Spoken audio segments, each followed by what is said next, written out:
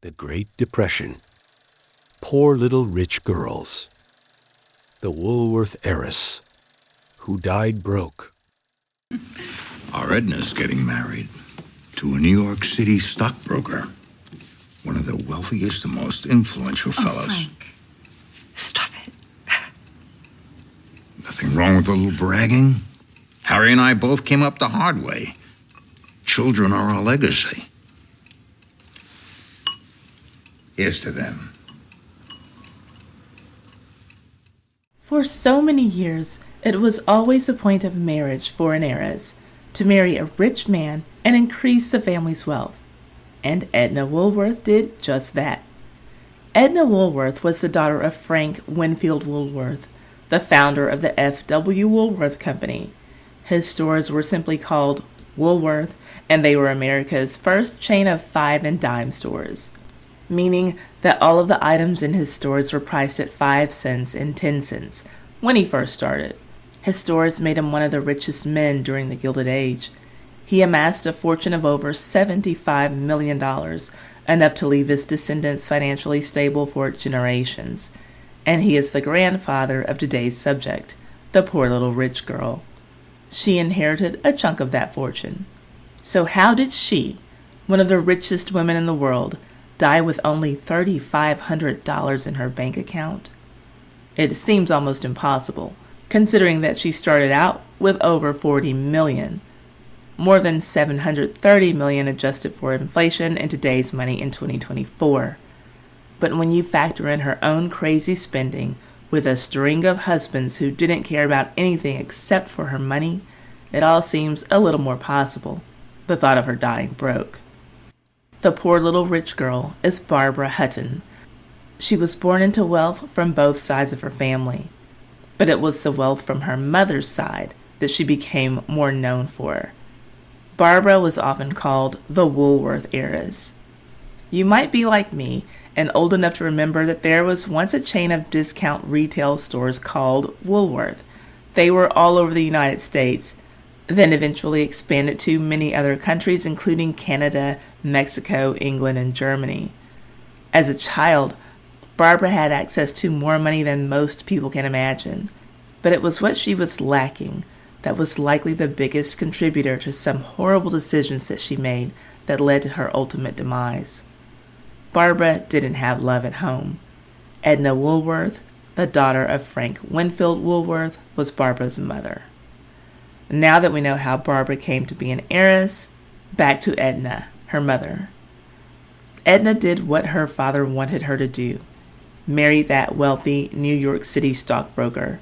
And while the marriage looked good on paper and satisfied her family, she was miserable in it, and it might have played a role in her early death. We'll get there.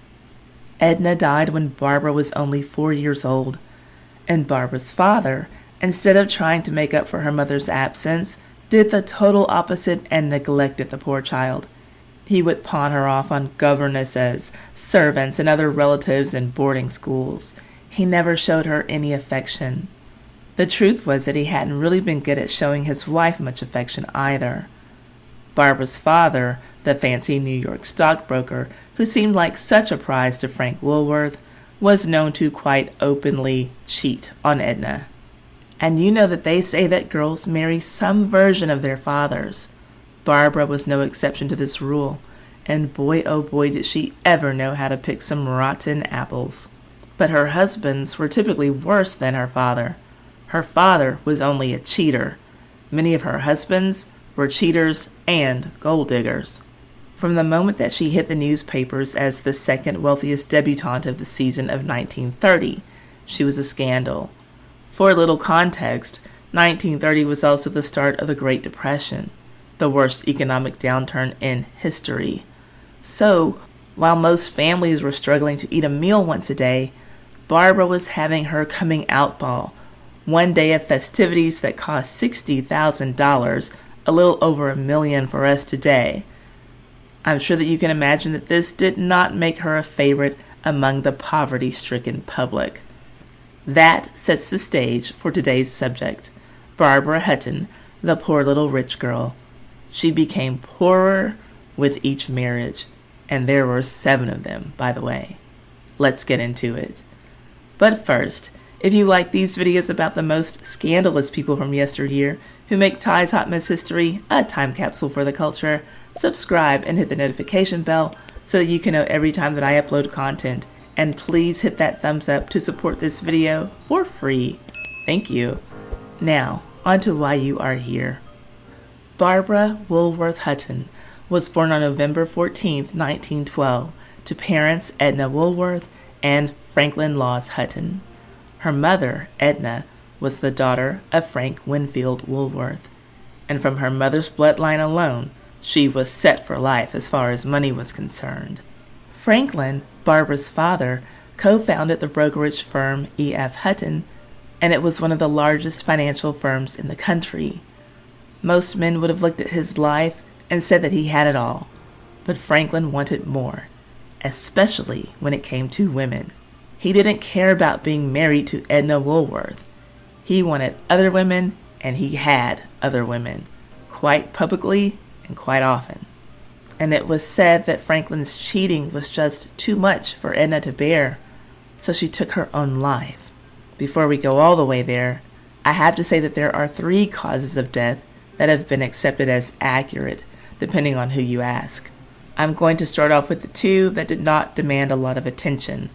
One was that Edna died from suffocation due to mastoiditis. In this scenario, Edna would have had an infection that went into the air cells of her skull behind her ear, and this would have caused her to suffocate. Another was that she died of heart disease. Now, the story that was more juicy for her peers to spread was that she had taken her own life because she'd had enough of her husband's cheating. And let me be clear, I'm not claiming to know which cause of death is the actual one. I'm just revealing to you what 3 totally different sets of sources had to say on the matter. But whichever one is correct, what we do know is that on May 2nd, 1917, Barbara Hutton found her mother's lifeless body in their suite at the Plaza Hotel. Barbara was only 4 years old at the time, and I'm sure that you can imagine that her life was never the same from that point. Her mother was only 33. It was easy for the public to believe the suicide rumor because Franklin's affairs that he had on his wife were not a secret, and who wouldn't eventually get fed up with a cheating spouse? Just 2 months before Edna passed away, the South Pasadena Record reported that Franklin took a trip from New York to California without his wife. I can't confirm or deny that he was spending time with another woman on this trip, but perhaps it does support the claim that Edna ended her life because of his cheating.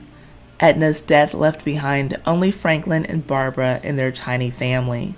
They had no other children, and because it was just the 2 of them, one might think that Franklin would have drawn his daughter even tighter to him so that they could help each other grieve. But no, he moved to California and sent Barbara to live with her grandfather, Frank Woolworth, the retail magnate. One can only imagine how hard it must have been for Frank to have to rear his granddaughter because his daughter was dead. It is so sad when parents outlive their children. I don't have any children, but I've seen parents who have lost their children just never recover. That's not the natural order of things, and that will happen again in this story. While Barbara was being cared for by her mother's father, her own father had moved to California. It really can start to seem like he was already building a new life there before his wife passed away. Franklin Hutton's communications with his daughter were minimal for all the years of her childhood. Meanwhile, back in New York, Barbara struggled to find stability. After her grandfather died in 1919, just 2 years after her mother, she spent the rest of her youth moving from one family member's mansion to the next, and a few schools here and there. Outside of that, she lived the life that wealthy girls of her era lived. She attended a couple of finishing schools for young ladies. There weren't a lot of educational opportunities for girls unless their parents made a decision to give their daughters a traditional education. But at finishing school, Barbara would learn everything that she needed to get along well in high society, things like etiquette and social graces. Barbara didn't have a lot of friends. But she had a cousin who was her closest confidant. His name was Jimmy Donahue. He was also an heir to part of the Woolworth fortune, and there's no doubt that he understood Barbara in a way that very few people could have. He shared the same struggle of being a very rich kid who was expected to excel in life just because he came from a lot of money. They both had upbringings that were not so pleasant and, for the most part, out of the spotlight. But when it was time for Barbara's name to start getting media attention because of her upcoming debut to society, Franklin, her father, showed up to foot the bill for it. He would show up one more time in her adult life, and when you hear what he did, you'll probably wish that he had just left her alone. Having a debutante ball thrown in her honor was nothing more than a standard rite of passage for a girl like Barbara, a girl who was born into wealth in New York City. By the time it was her turn for her ball, these coming-out parties had been going on for decades, for daughters whose last names were Astor, Vanderbilt, and Rockefeller, and now, in 1930, it was her turn. It was unfortunate timing for Barbara that she just so happened to be turning 18 at the beginning of the Great Depression, and for that reason, which was completely out of her control, her society debut became an instant scandal. How on God's green earth could her father brag about spending $60,000 on a party, $7,000 on the music alone, when people were lined up at soup kitchens trying to stave off hunger pains till the next day, while a nation full of able-bodied men who were willing to work couldn't find jobs? The talk about Barbara's coming out gala seemed obscene under the circumstances, and the public made it known that they did not like it at all. The situation got so hot for Barbara that she had to leave the country and go to Europe for a while, just to escape the media attention. But make no mistake, her coming out party was extravagant, even by rich people's standards. It was held at the Ritz-Carlton, and the music was so expensive because her father had hired Rudy Vallee to play. He was one of the most popular singers of his day. He led his own big band, and he was well known all over the nation, not just New York. The ball was to last all night long, starting with a dinner party for 200, followed by a dance, which was followed by a breakfast party that started at dawn the next day. It sounds like a fabulous party. The rest of the country probably would have been celebrating with her in spirit if they'd had a little food and money of their own. Once the drama of the press had died down, another drama spun off from Barbara's debutante ball. Now, all of her potential suitors would know that she was on the market for marriage, and a young girl with a big inheritance was always a coveted find in that set. For a rich young man, she would make a great match because their families could combine their fortunes, and the two could become a real-life power couple. But the problem was that there weren't only young rich men hanging around at these debutante balls. There were also poor men with good names and sometimes even aristocratic titles searching for some young, foolish rich girl to fork over her money in order to shore up his family. These men were called fortune hunters, and they had their eyes on Barbara Woolworth Hutton from the start. They may or may not have known about how her father earned his money, but everyone knew what Woolworth was. I can't express how big the Woolworth brand became. For those potential mates of hers, locking her down would be like a present-day man being able to marry the daughter of the founder of Apple or Amazon and then have access to her money. Barbara's grandfather had built the tallest building in the world at the time. The Woolworth building in New York City was the tallest skyscraper in the world from 1913 until the same year as Barbara's ball, 1930, when 40 Wall Street was built. Then the very next year came the Chrysler Building, which was later dwarfed by the Empire State Building in 1931. But the point is that Barbara came from big money and everyone knew it.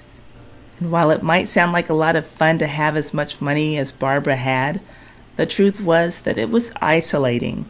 People with pockets that deep never know who to trust, or if someone only pretends to love them but has ulterior motives. And poor Barbara, She had a habit of picking the guys who meant her no good at all. They only wanted what she could give them. They wanted her money. First, there was Alexis Mdivani. I'm sorry, that's actually Prince Alexis Mdivani. He came from a broke-ass, bankrupt family who were each doing well for themselves until there was civil unrest in their native Georgia, the Eurasian country, not the state, in the USA. Alexis was the youngest of 5 siblings. He was said to have not been particularly handsome, nor did he have a great manly physique, but he did have a lot of charm. After landing in America, his 2 sisters married for love. His 2 brothers married for money, and he followed in their footsteps. His brother David moved to Hollywood, where he was able to make $25 a week as a movie extra, but he didn't need to work anymore after he met and married Mae Murray, a movie actress who was at the height of her career. His other brother, Sergei, was able to ditch his job after meeting and marrying film actress and singer Pola Negri. Oddly, neither one of these ladies ever married again after being married to the Mdivani brothers. Then there was the baby brother Alexis. Barbara was his second wife. His first one was an Astor, Louise Astor Van Allen. The 2 women had been friends. You can imagine how tight those social circles get when people have that kind of money. But while Alexis was married to Barbara, Louise Astor was still in love with him. Some sources even say that he never divorced her. But while Louise was in love with Alexis, he was in love with Barbara's money. The pair got married in 1933, and their wedding night should have revealed to her everything that she needed to know about him. He refused to have sex with her that night because, in his words, she was too fat. They got divorced in 1935, but while they were married, she bought him some really expensive presents. There were polo ponies, expensive properties all over the country, and his prized possession, a Rolls Royce. And when they got divorced, Princess Barbara's main complaint was, "He doesn't appreciate me." Well, he appreciated her money, and he bragged about being able to walk away with all of those expensive presents she had given him throughout their very short marriage. He was able to walk away with it all: the houses, the horses, and the Rolls Royce.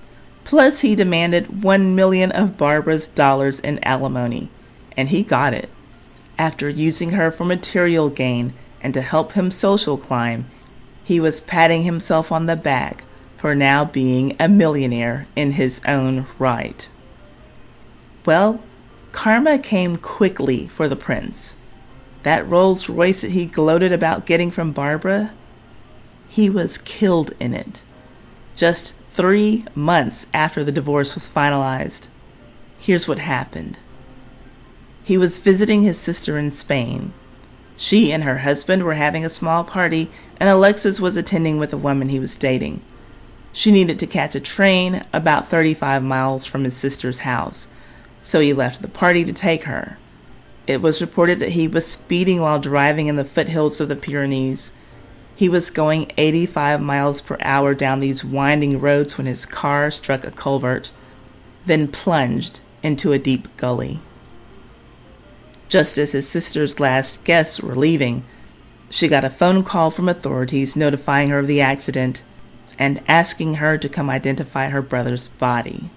His companion suffered life-threatening injuries and was treated at a nearby hospital, but the reports said that it didn't appear that she would pull through. She was not named in the reports, and I don't know for certain if she survived her injuries or died from them. I couldn't look it up. Alexis's brothers were notified of his death. They were both in America and made plans to drop everything and get to Spain immediately. One of them was at a party at a country club when he got the news. No surprises there. It's not as if the brothers had a lot of pressing business to drop in order to leave the country. And Barbara was also contacted by the press for a comment. The reporter actually broke the news to her. Barbara responded with questions. "Are you sure?" And then, "When did it happen? Was he alone?" After it was confirmed that it was true, she said, quote, "I am terribly, terribly sorry. I am not surprised. I always felt something like this would happen. He drove like mad." End quote. By the way, by this time she was Countess Barbara. Yes, very shortly after her divorce, she had already gotten married again to another man with another title. Let's talk about him. He was Count Kurt von Haugwitz Reventlow, a German-born Danish count, descended from aristocratic military on both sides of his family, and like Alexis, he married Barbara and an Astor.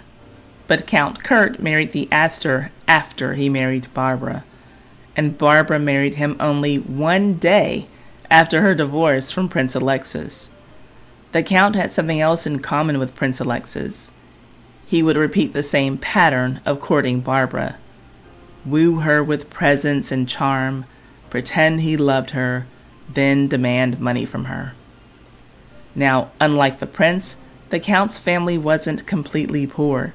They still had a castle in Denmark, and he convinced Barbara to come live with him there. Maybe it didn't take much convincing, though. She would get to be a countess and live in a castle. I mean, how romantic does that sound? That's practically every little girl's fantasy. But there was one more condition. He would need for her to give up her American citizenship. And she did it. I should throw in here that Barbara was anorexic by this time. The fat comments from Prince Alexis really took a toll on her self-esteem. But anyway, this relationship with the Count, like most relationships, started out great. They even conceived a son in their first year together. After their son, Lance, was born, things went downhill from there. This marriage was particularly stressful for Barbara because the Count wanted to control every aspect of their son's life, where he would attend school and what type of religious upbringing he would have were decisions that he wanted to make without Barbara's input. Adding to her stress was trouble back home. In New York City, Woolworth salesgirls were on strike. They wanted more money. Their picket signs remarked on how different Barbara's life was from theirs, and there was nothing that Barbara could do about it. Her response to their cries was, quote, "Do people realize I have no more to do with running the Woolworth stores than I have running the British Empire?" End quote. Eventually, Count Kurt asked for divorce, custody of Lance, and a $2.5 million alimony payment from Barbara. Her fear was that Kurt only wanted custody because her son was an heir to a $20 million fortune from her. She feared that her son's life would mirror the worst parts of hers, being wanted by people only because of the money attached to his name. Well, she took action, legal action, and she didn't hold back. In 1935, when the Count was ready to throw in the towel on the marriage, Barbara went to London and filed for a restraining order and to have her American citizenship restored. You see, his request to have her give up her American citizenship came with consequences that she could see, like American newspapers marring her name for being unpatriotic. But the repercussion that she didn't foresee was that giving up her citizenship gave Count Kurt complete control over what happened to her and their son. She couldn't have seen this coming when she submitted to his will. She was in love with this man, and she thought that he was in love with her too. But he was just laying a trap to get her money. She got the help that she needed in London. Her request for a restraining order got approved, and the renewing of her American citizenship standing was in the works. She had who did offer him some help. Barbara's absentee father. Yes, this is where he rears his head again. Barbara had made it clear that her husband was cruel, controlling, and money-hungry. So she was taking every step that she could to get her son and herself away from him. Her father showed up to make sure that the couple worked out their issues and stayed together. The nerve of him. If he had been a decent husband and a loving father, maybe Barbara wouldn't have been so desperate for love from just anyone and falling for all these wrong men. But now, at this late stage in her life, he decided to show up and be her father. The Count was in Paris while all of the legal stuff was happening in London. Barbara's father flew to Paris to console his son-in-law and to speak to Barbara on the Count's behalf, asking her to consider making up with him. Barbara's father, Mr. Hutton, sat down for a meal with the Count when he was approached by a reporter. The reporter showed him cable communications showing that his son-in-law wanted $2.5 million from his daughter. His response was, quote, "All I can say is that these children have been in some sort of a misunderstanding. It's all mixed up and it's all too bad." End quote. Her father told the press that he planned on flying from Paris to London with his son-in-law to help facilitate a meeting between the couple so that they could get back on track.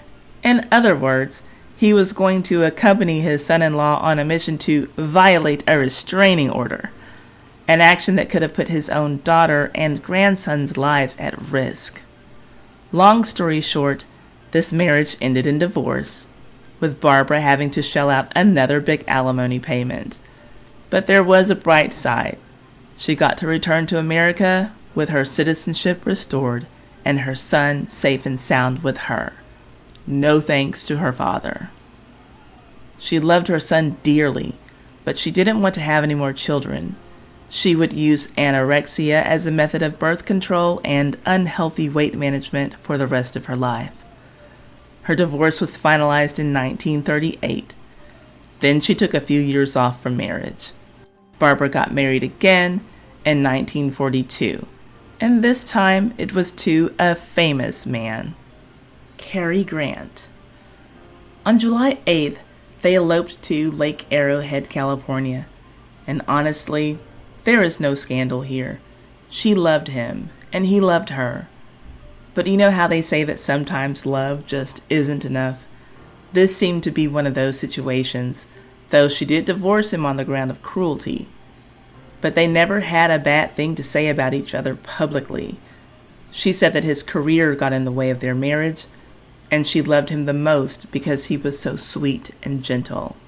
They simply parted ways in 1945. He was reported to be her only husband, who never asked her for alimony. Want to know what she did next? Listen to this line from the Buffalo News, quote, "After her third divorce, Woolworth heiress Barbara Hutton told the world, 'I'll never marry again because you can't go on being a fool forever,' and then went on being a fool forever." End quote. Enter Prince Igor.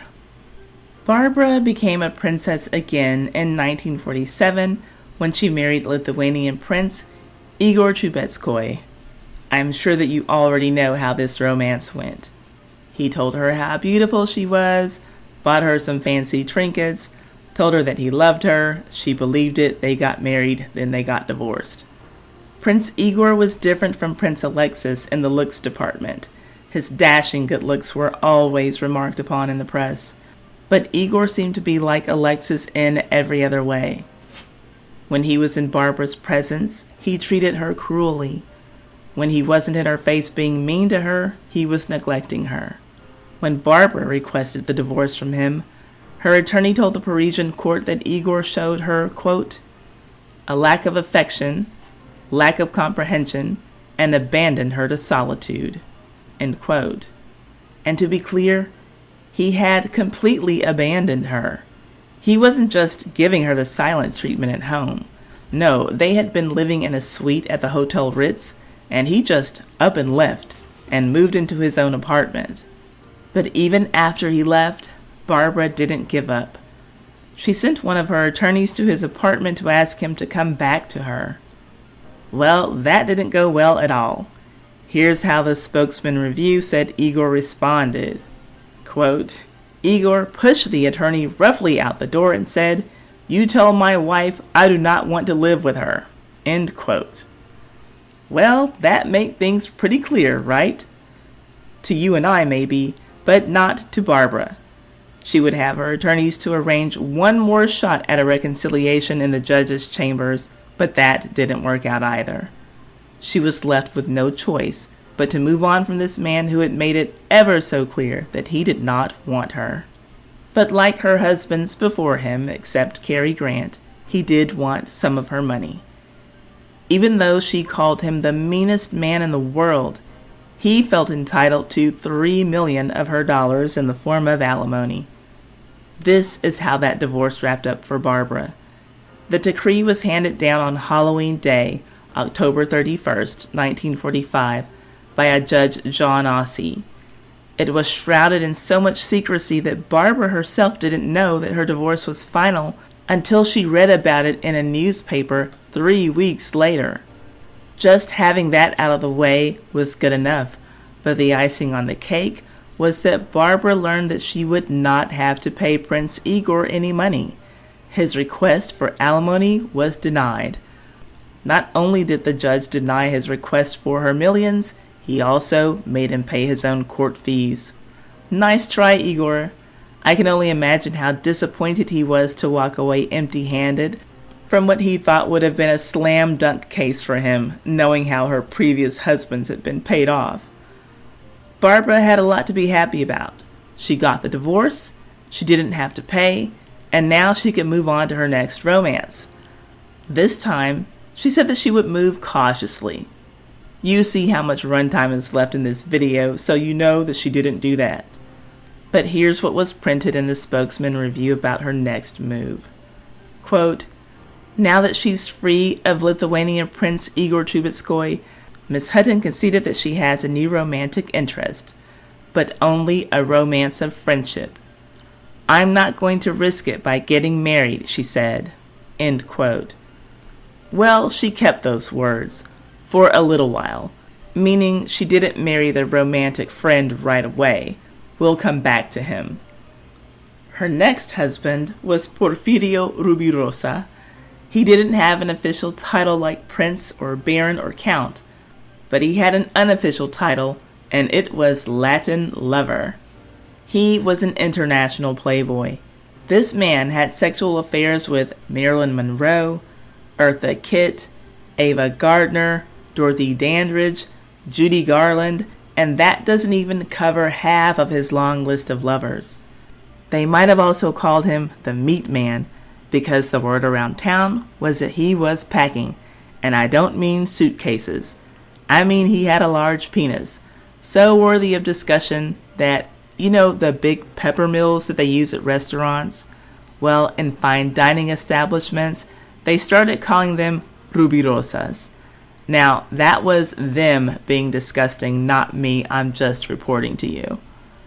But the scandal where our Barbara is concerned has everything to do with who he was married to before her and who else he was having sex with while he was married to her. Porfirio was a Dominican diplomat and a race car driver who got married a total of 5 times in his life. His third wife was Doris Duke. She was an American heiress who came out, as in had her debutante ball, the same year as Barbara. They had actually been friends. They were always mentioned in the news together. The year of their society debuts, Barbara was the second richest debutante. The richest girl of the season was Doris. But all of the papers said that Barbara was the prettiest girl of the season. So you can see how early in their lives, the press started brewing a scenario that would have made competition for these two ladies almost inevitable. But it was up to them, Barbara and Doris, to play into it or not. And I have to say that it looks like Barbara decided to play their dirty game. This is where I think she went wrong.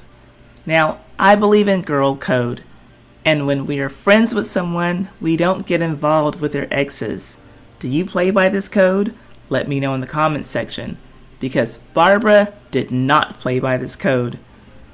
Doris was married to Porfirio for a little over a year, from 1947 till 1948. That would have been while Barbara was married to Prince Igor. But as soon as she was single at the same time as Porfirio, she made a move on him, and he went for it. And at this time in Barbara's life, I feel like her heart just went dark, and she wasn't really thinking about anyone except for herself. And maybe a string of horrible marriages will do that to someone, but I really don't like how she handled Doris. On their wedding day, after Barbara said I do to Porfirio, she broke her ankle, leaving her confined to their honeymoon suite. And Porfirio, so excited about his new marriage, went out on the town to celebrate by himself. Well, what Barbara didn't see coming, but frankly she should have seen it coming, was that Porfirio was going to cheat on her, and he did it very publicly with a very public figure. Have you ever heard of Zsa Zsa Gabor? She was a very famous actress who was Porfirio's girlfriend while Barbara was his wife, which wasn't a long time, by the way. Their marriage only lasted for 53 days. Barbara did have to pay him alimony, and I can't feel sorry for her on this one, because when he divorced her friend, Doris, she saw what Doris had to give him in their divorce settlement, and it was a lot. A fishing fleet, a B-25 bomber, which is strange to me, a chateau in Paris, a whole bunch of sports cars, and $25,000 per year until he remarried, which ended up being a total of $125,000 because Doris got to stop making those payments in 1953. That's when backstabbing Barbara made him her problem. So I'm sure that Doris thanked her for being a gal pal and putting an end to those payments for her. Barbara and Doris went on to feud publicly for years. That entire situation is a hot mess scandal for another day. Let me know if you want to hear that story. But where Porfirio was concerned, Barbara should have felt like a fool. After being cheated on in such a public manner, she would lose her man and some more of her fortune. Porfirio would receive from Barbara another B-25 bomber. Why anyone would need one of those, let alone two, I don't know. He also got some expensive jewelry, some polo ponies, a coffee plantation in the Dominican Republic, and $2.5 million. Barbara had the use of this man's phallus for less than 2 months, and she had to share it. Doris had it for a year, and paid a lot less to get rid of him. She definitely got more bang for her buck, pun intended. But even with this major loss, Barbara still wasn't done getting married. Remember that romantic friend who she was talking about while she was waiting on her divorce from Prince Igor? The one who she said she didn't want to risk losing her romantic friendship by getting married? Well, he became her husband number 6. Baron Gottfried von Cram was his name. Voila, she was a baroness again. He was a German-born baron and tennis star. She had known him for 18 years, and during that time when she was waiting for the divorce from Prince Igor, she went to visit Gottfried and his family on her birthday. Nothing came of their relationship at that time, but here they were, a few years later, and things had changed. After a very short courtship, the pair got married in 1955, and they were separated almost as soon as they said I do. There are at least a couple of reasons why this marriage was doomed from the start. 1, by this time, Barbara had a lot of issues she'd been dealing with. She'd been anorexic for most of her adult life, from the time that her first husband told her that she was too fat to sleep with on their wedding night. In addition to being anorexic, she also had substance abuse problems and she suffered from depression. And Gottfried married her to help her get through those challenges. The problem with that was that she didn't really want any help, or she just wasn't ready. Number 2, the other reason that this marriage would never last was that Baron Gottfried was gay. He had spent time in prison for one of his same-sex relationships in the 1930s. So it probably came as a surprise to no one that Barbara started stepping out with other men while she was separated but still married to Gottfried. Remember that I told you that Cary Grant was Barbara's only husband, who reportedly did not request alimony? Well, Baron Gottfried might have been the second one. He really just seemed to want to help a friend whose life was spinning out of control, and I never came across what he asked for in a divorce settlement. I'm not saying that he didn't ask for money. I'm just saying that I never came across evidence of that, and I'm only presenting to you what my research shows. I admit that I could have missed it, but I did not see it. Marriage to her 7th husband gave her the privilege of calling herself princess one last time. Her final husband was the Laotian Prince Pierre Raymond d'Onvin. He had been adopted into a royal family. His work wasn't particularly fascinating. He was a writer and a painter. The prince was also 5 years younger than Barbara. When they met, she was 52 and he was 47. But by this stage in her life, she looked older than her 52 years. And just by appearances, it looked like there was a bigger age gap than the 5 years between them. Barbara met the prince while she was living in Tangier, where she had bought a palatial home for herself. They got married in 1964 in a small Mexican village. And yes, he married her for her money. She spent a lot of money on expensive presents for Prince Pierre and showed up with him on her arm at social functions. That seemed to be all that there was to their relationship. Barbara threw a birthday party for herself in 1966, and Prince Pierre was her date. And right after that party, there was a lot of talk about how divorce was on the horizon for this couple. Now, this is something that is strange to me, because everywhere I looked in just doing a simple search said that this couple got divorced in 1966. Since her birthday is so near the end of the year, November 14th, I started searching 1967 records to find out details on the divorce and how much she had to pay him in alimony.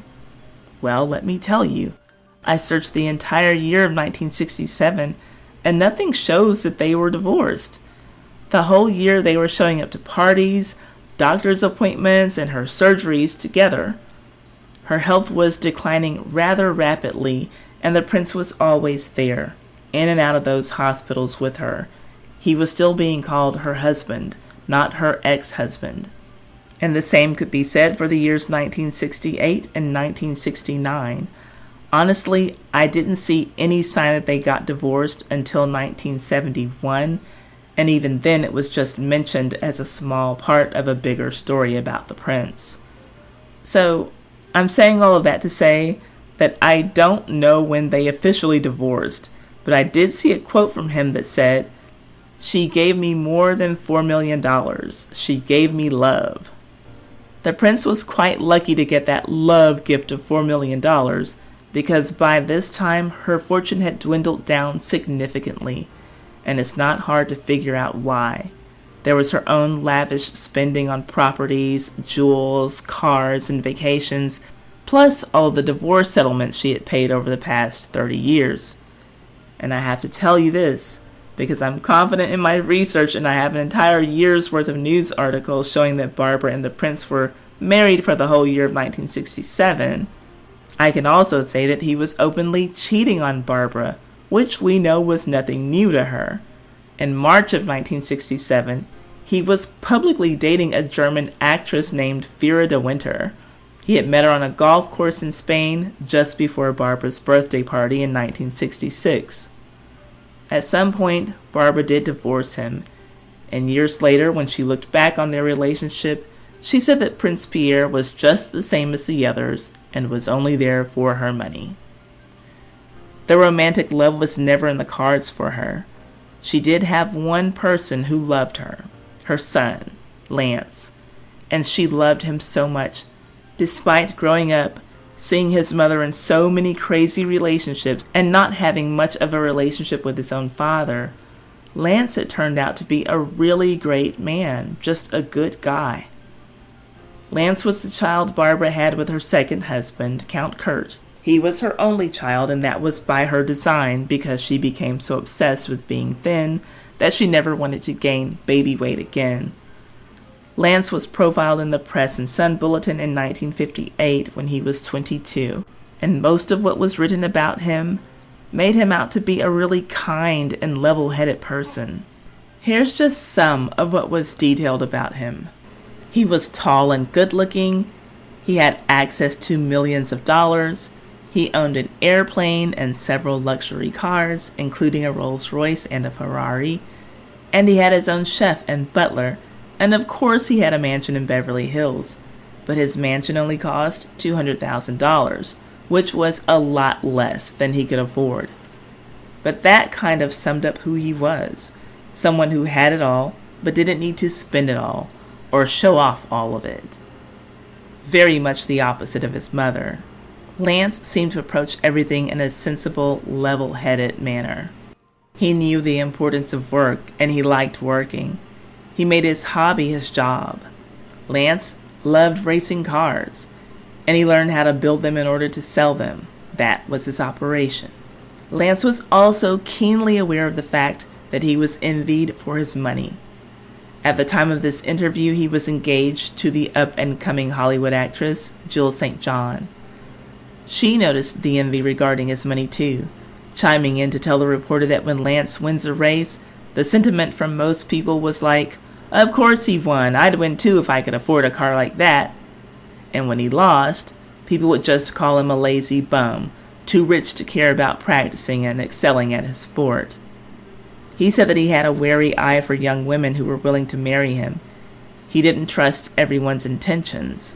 His own words, quote, "How do you know whether they're interested in you as a human being or your money? That's the trouble with being born rich. It's both a curse and a convenience," end quote. If only his mother had had a better handle on that question.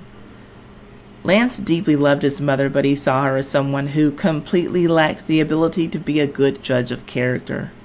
At this point, she thought that all of her ex-husbands might have still been good men, while Lance said that he could see through all of them, his own father included, who, at the time of this article, Lance hadn't spoken to in 10 years. He said that his mother never hurt anyone except for herself. We know that wasn't true because she certainly did hurt Doris Duke after she married the lady's ex-husband, but that was just Lance looking at his mother through the eyes of a child. Other than that, he was spot on about his assessments of his mother. But he could only concern himself with his own actions, and he was determined to be better, and he was. Not only did he like race car driving, he was really good at it and won a lot of races. He won the International Grand Prix and the Governor's Cup in 1958. He was well respected by his fellow drivers, who would remark on how good he was, but more importantly, how safe he was. They said that he never took stupid risks on the track and didn't mind pulling back from the lead if it meant that at the end of the race, everyone could go home alive. He was really just an all-around good kid who happened to be rich. For whatever she had messed up before, Barbara got one thing right for sure. Her Lance. She reared a very rich boy who had all of the right qualities: compassion, intelligence, self-awareness, a good sense of humor, and a desire to be a genuinely good person. His money didn't corrupt him. He saw it as just another thing that he had. And he would have a lot more of it after his mother died, as was written in the Press and Sun Bulletin, quote, "Upon her death, Lance will inherit all her holdings," end quote. In the natural order of things, this is the way that it would go. But her precious Lance would never inherit his millions, for he would die 7 years before she did in an horrific plane crash on July 24th, 1972. And no one could have seen it coming. If anyone would have had to make a guess on such a morbid matter as his death, they would have guessed that a car crash would have taken him out.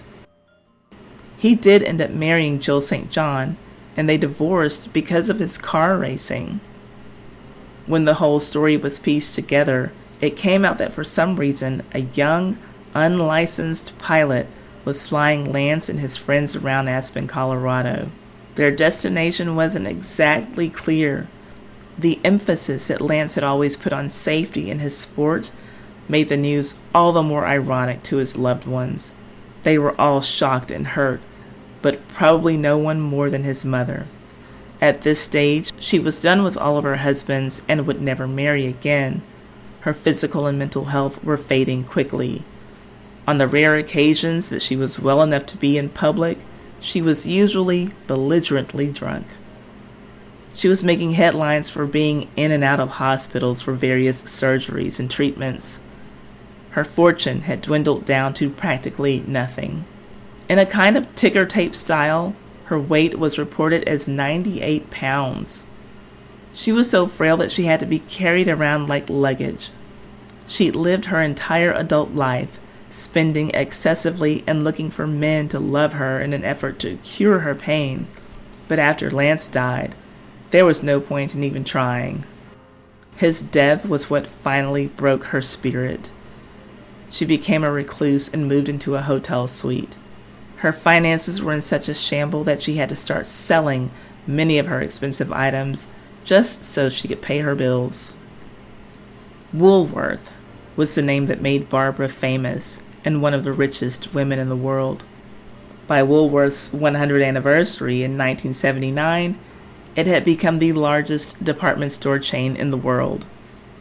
It was a great year for the company that was memorialized in the Guinness Book of World Records. That was also the year that Barbara died. On May 11th, 1979, she died, alone in her penthouse suite at the Beverly Wilshire Hotel. The official cause? A heart attack brought on by anorexia nervosa. Just weeks before her death, at her final doctor's appointment, she weighed in at a frightening 82 pounds. And her funeral was as sad of an event as you can probably imagine. The Daily News described the day as dark and with rain-swollen clouds filling the sky. It took place at the Woodlawn Cemetery in the Bronx. Her remains were laid to rest in the Woolworth Mausoleum on top of her son's. And only 10 people showed up to her burial. 10. I hope that one of those attendees was Philip Van Rensselaer, because he certainly did not waste any time writing a tell-all memoir about her after she died.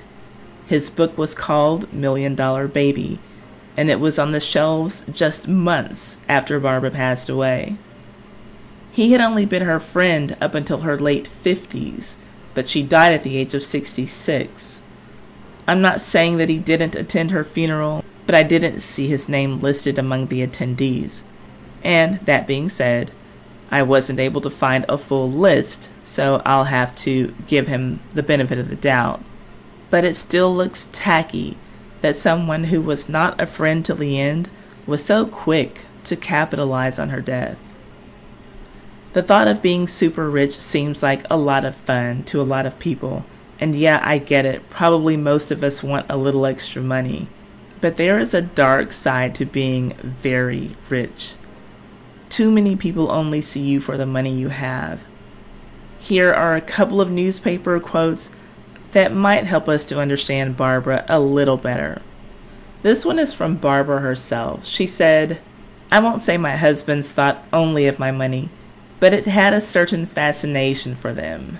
End quote. And this one is a question from a reader and an answer from a columnist. LP from St. Louis asked, "What makes a woman like Barbara Hutton, who's always had everything, act the way she does?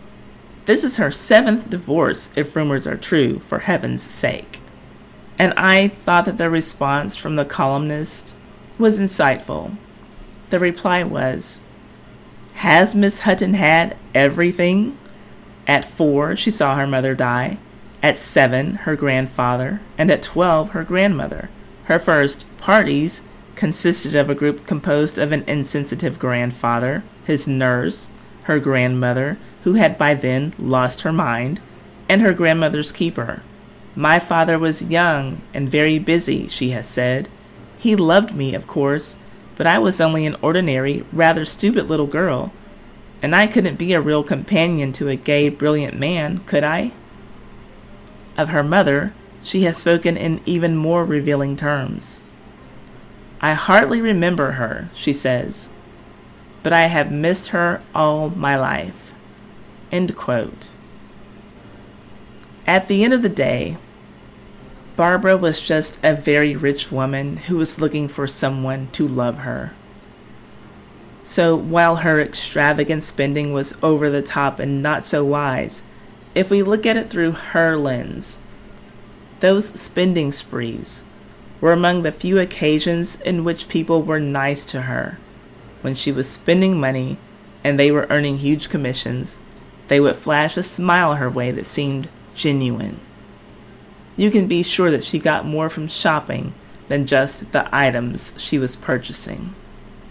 This was a woman who paid for her friends to be around her, and she knew that they were there for her money because if she didn't pay up, they didn't show up.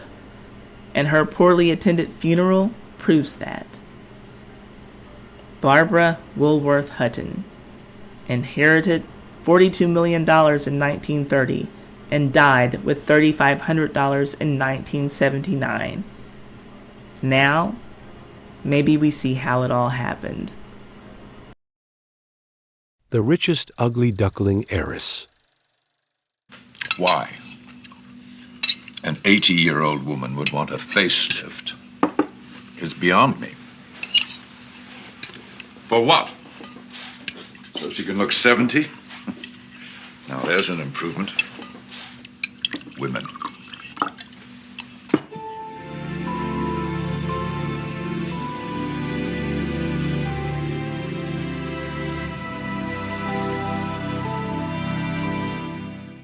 In God's eyes, all children are beautiful. But here on earth, we have higher standards. That is a quote from Stephen Colbert. I admit that it's not the nicest saying I've ever heard. But when it comes to today's subject, Doris Duke, it seems that a lot of men in her day would have applied this phrase to her. She was always remarked upon for her extreme wealth, and often remarked upon for never being the prettiest girl in the room. Well, without the help of plastic surgery and extreme procedures, we can't really change how our faces look, so maybe it's not fair to judge one for being ugly on the outside. But what about being ugly on the inside? Is that off limits? I don't think so, and by the time that I get to the end of this story, you might feel the same as I do if you don't already. You decide for yourself as we get into the life of Doris Duke. When she was born, the press called her the $1 million baby. Her father was one of the richest tobacco men in the world. She grew up with all of the trappings of extreme wealth, with luxuries most people could only imagine. Many might have thought that because of her daddy's fortune, that her life was perfect. Well, if it was, we wouldn't be talking about it on this channel. How boring. But today's subject, Doris Duke, heiress to the Duke family fortune. She had a full bank account, but a rather empty life because she couldn't trust many of the people in it. Here she was, this woman who, because of her great fortune, was in full control of her life. So how did she ever get to the point that a servant took control of her? Her butler, of all people.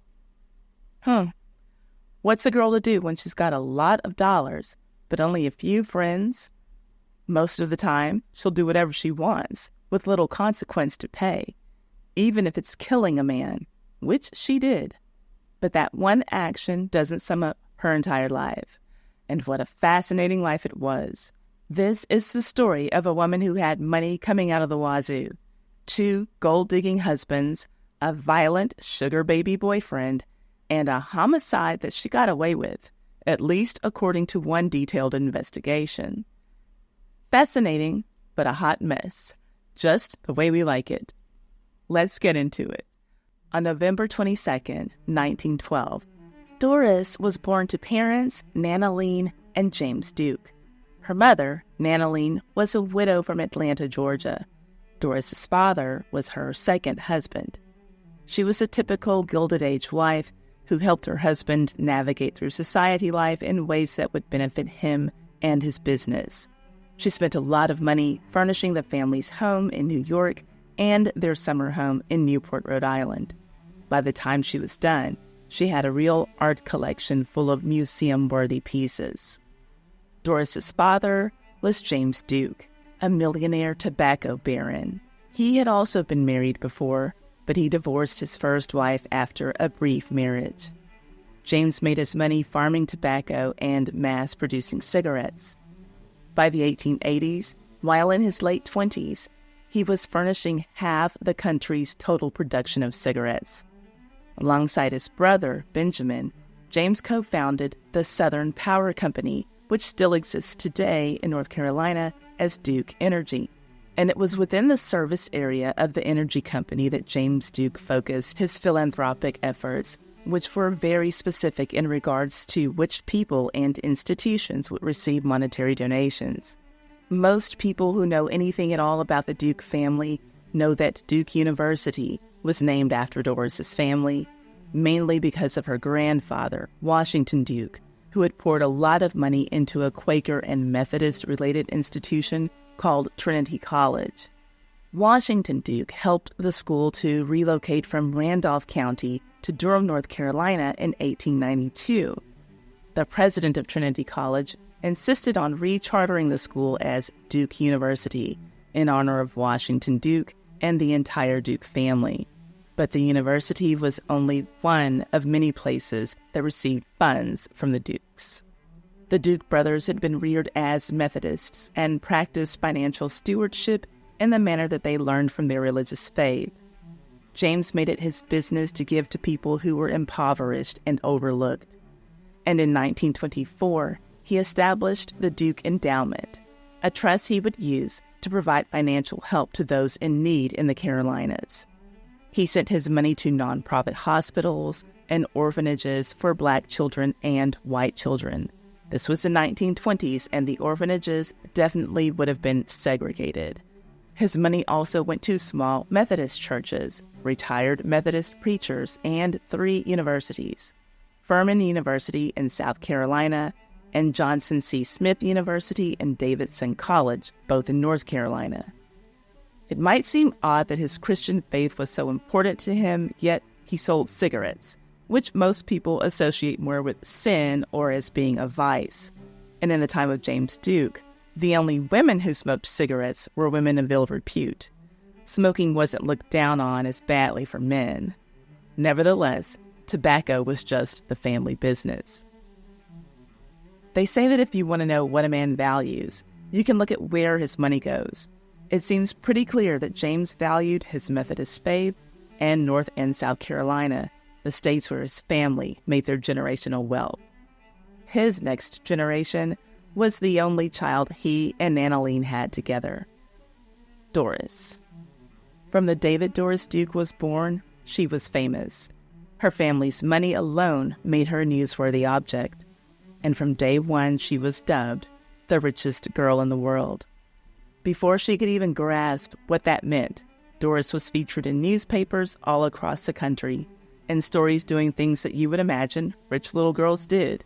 For instance, she was going on 3 years old when she was photographed for being the flower girl in a high society wedding. The wedding was in June, and the papers were all writing that she was 3. She wouldn't turn 3 until the end of November, but the mistake was understandable because Doris was so tall for her age. I mean, she stood 6 feet tall by the time of her debutante ball in 1930. Though, as a 2.5-year-old, she was photographed from the back, and it was her cousin's wedding, Doris was the star of the show, and the news articles started off with talk about Doris. Mary L. Duke was marrying Anthony Drexel Biddle Jr., and the only thing about their union that matters for the context of this story is that there was a lot of money marrying a lot of money. So it only made sense that the richest little girl in the world would be the flower girl at this event. When Doris wasn't out doing society events as a toddler, she was at Duke Farms, her father's New Jersey estate that sat on 2,700 beautiful acres. But her social calendar was relatively full. The year following her cousin's birthday party in 1916, when she was 4, Doris's picture was in the papers again, when she attended a birthday party for her 1-year-old cousin, Angier Duke, who was called the host of his 1-year birthday party. The table was full of children whose parents had big names and bigger money, like Letta Clues, I plan to cover her uncle in an upcoming story, but back to Doris, rich girl activities as you would expect. So many of the facets of her life revolved around her family's money. That would become painfully evident when Doris was 12 years old and her father died. From that point, she would have to grow up quickly and start making some adult decisions. Because the moment her father died, the young heiress became a millionaire. Surely her father, James, understood the gravity of her new fortune, for he left these last words to his daughter. Trust no one. If Doris had taken heed to those words, this would be a very short video. Instead, we will discuss a number of people she trusted, whom she probably should have not, and a time or two that Doris herself should not have been trusted. When James Duke died in 1925, his estimated net worth was roughly $100 million. Adjusted for inflation, that's the buying power of a bit more than $1.7 billion today in 2024. Now, all of that money didn't go to Doris. And what she got, she didn't get all at once. Some of that fortune went to Nanaline, Doris's mother, and some of it went to the Duke endowment. With the money matters surrounding her father's death, Doris had to become an adult practically overnight, and at the age of only 14, she had to sue her mother. The lawsuit had to do with real estate that James Duke had owned. Doris's mother wanted to sell his Manhattan mansion, and Doris didn't want her to. So, with the help of her guardian, Doris sued her mother and other executors of her father's will, and she won. The 14-year-old Doris Duke, who had a net worth of $2 million in her own right, was now the owner of a mansion worth $1.6 million and all of its contents. And you know that they didn't furnish that place with wares from Woolworth. It was full of priceless art and furnishings that would only increase in value. So what Doris won was worth way more than the $1.6 million price tag on the house. Her next monumental newsworthy moment happened in 1930, when Doris turned 18. It was time for her debutante ball. These still exist today in America, but mostly for younger children around 13, and they have more to do with etiquette and manners. In Doris's time, the debutante ball was all about being presented to high society as a young woman who was worthy for marriage and in search of a high society eligible bachelor, hopefully as rich or richer than she was. Well, Doris would have had a hard time finding a match who had as much money as she did. She was the richest girl who came out in her season. She came out the same year as Barbara Woolworth Hutton, who was also very rich, but not as rich as Doris. Doris was the richest. Barbara was the prettiest, according to all of the papers. The two young women had known each other for most of their lives and had been friends.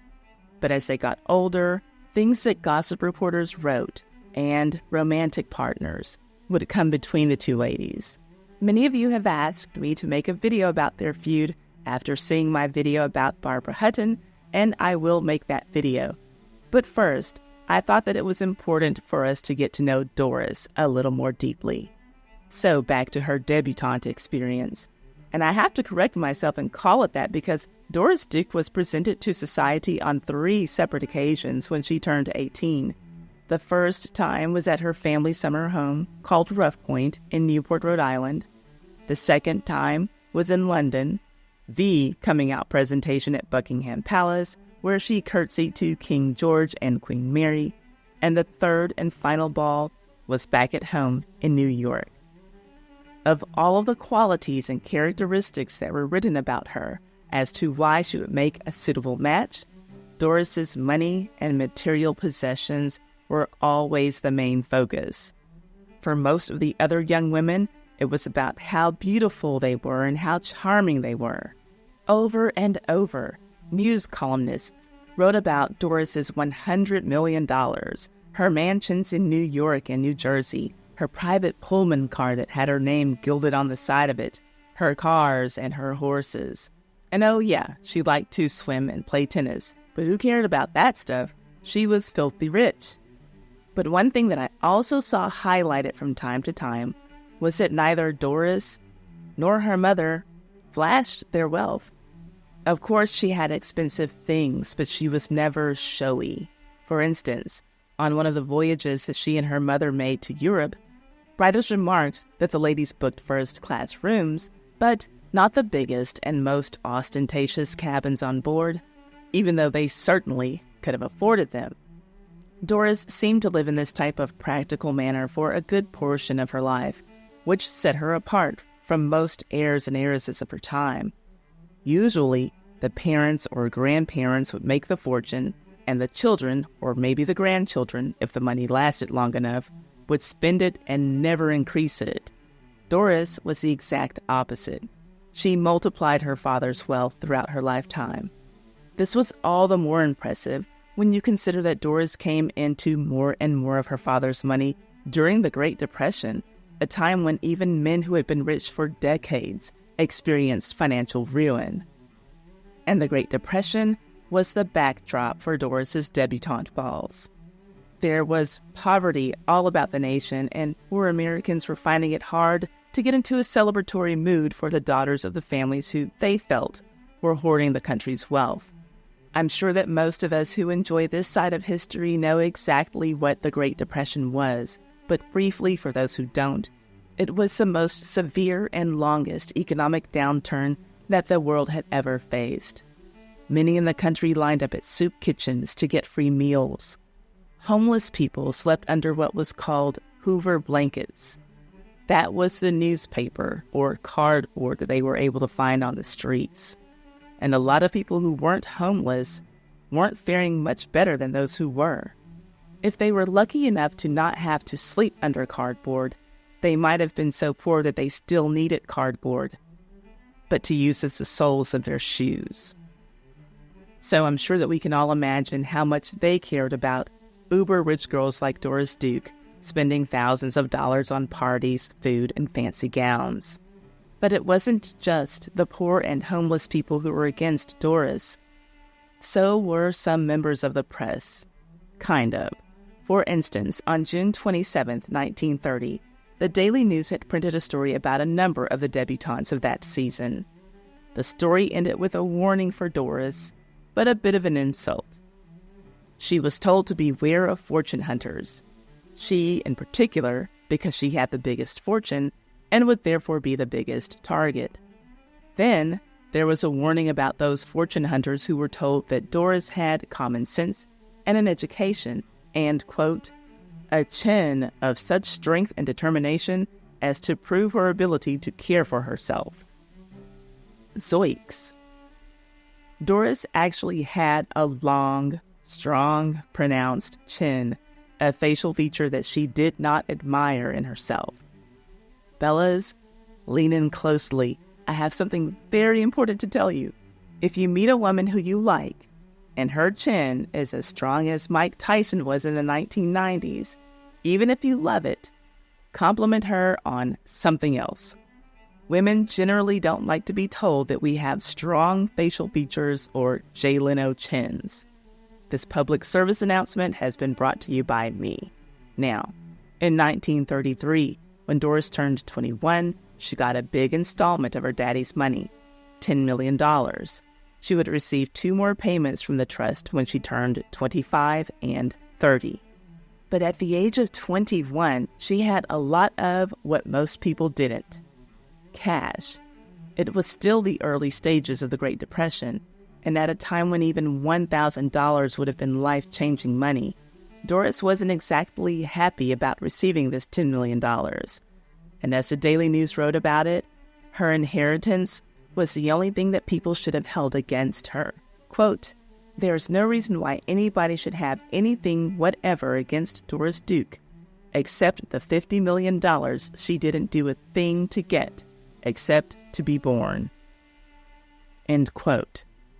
But as for Doris, having her fortune made her paranoid and unhappy. She felt like people were always watching her, looking for an opportunity to steal from her. She would walk the streets of New York in disguise. Doris took joy from philanthropy at an early age. and there were a few poor families she would take care of. She would often visit them to give them money. She was almost always incognito. The only reason that word got out about her charity to these families is that private detectives were always following Doris and reporting her every move. It's kind of sad that she wanted to give privately, but even that kind gesture was ruined because some people were obsessed with knowing her every move. But even when Doris showed up to society functions where she knew cameras would certainly be, she shied away from having her photos taken. She simply did not like the spotlight. She would duck and dodge and hide her face when she saw news cameras. And even at home, she would receive crank letters that sent her into such a tizzy that her mom would have to take her out of the country on long ocean voyages. But that didn't stop their private detectives from following her. Whether she wanted to be one or not, Doris was a celebrity. Simply being a multimillionaire made people celebrities back then. And because she was so rich and most people were so poor, it was in fashion to hate her. When she wasn't being stalked by fortune hunters, the press, and private detectives, she had to put up with disturbing letters at home. The papers back then called them crank letters, and it's used kind of the same way that we might say prank letters today.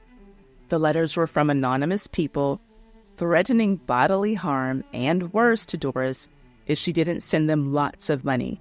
And there was never just one letter. There were always several at a time. But these kinds of letters weren't anything new. Not so well-off people had always tried to trick rich people into sending them money. So why was Doris having mental episodes over these so-called crank letters? Because of the Charles Lindbergh Jr. kidnapping. Many of us know this story, but some of us don't, so briefly. Charles Lindbergh Jr. was a baby who was abducted from the home of his wealthy parents in New Jersey just months before he turned 2 years old. Though no motive was ever clearly established, the thought was that the kidnapper's motive was ransom. He wanted to be paid in exchange for the return of the child. Unfortunately, the child did not survive. His corpse was found a few miles from his home, and a German immigrant named Bruno Hauptmann was charged and convicted of the kidnapping and death. He was sentenced to death and maintained his innocence even until the day that he had to sit in the electric chair.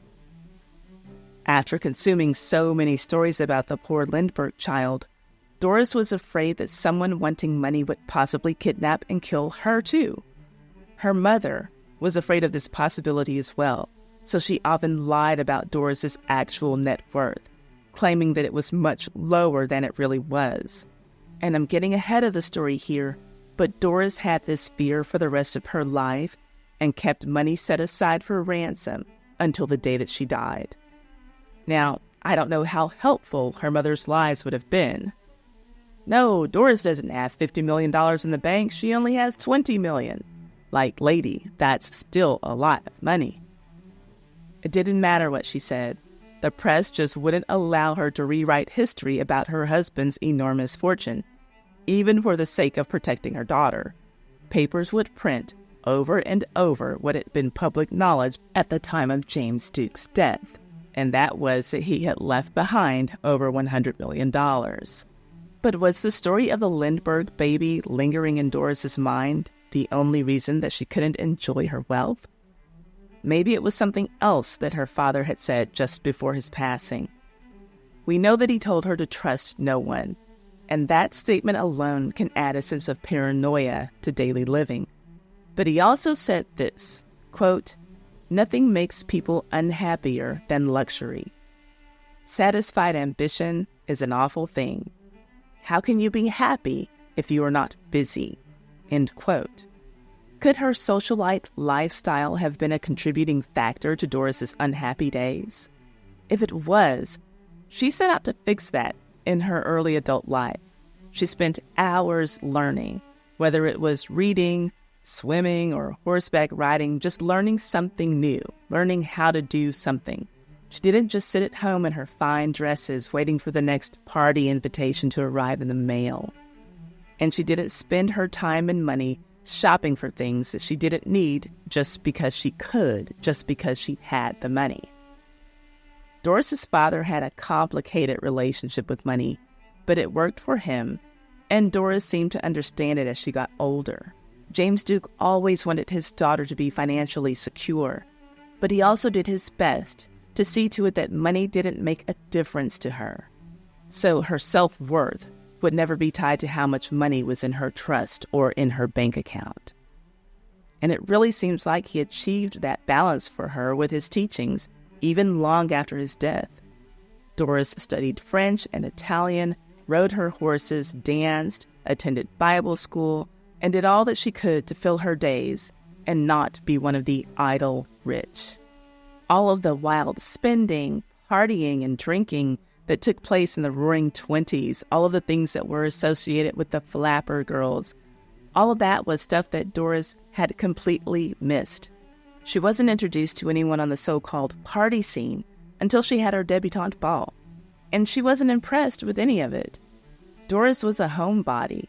She grew up rather sheltered, and she seemed to like her life that way. Her mother had kept her so far removed from the party life that by the time she was introduced to it, the other young people in her set thought that Doris was stuck up because they didn't know her and she kept it to herself. She wasn't doing it to be snooty. She was just really shy, and she had very few friends. The few who were rather close to her called her Dee Dee. And Doris was especially shy around boys. She had no close male friends and certainly no boyfriends.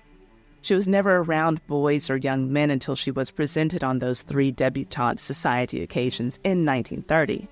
And by the time she was around young men who were looking to court young women and then marry them, she just wasn't what they were interested in.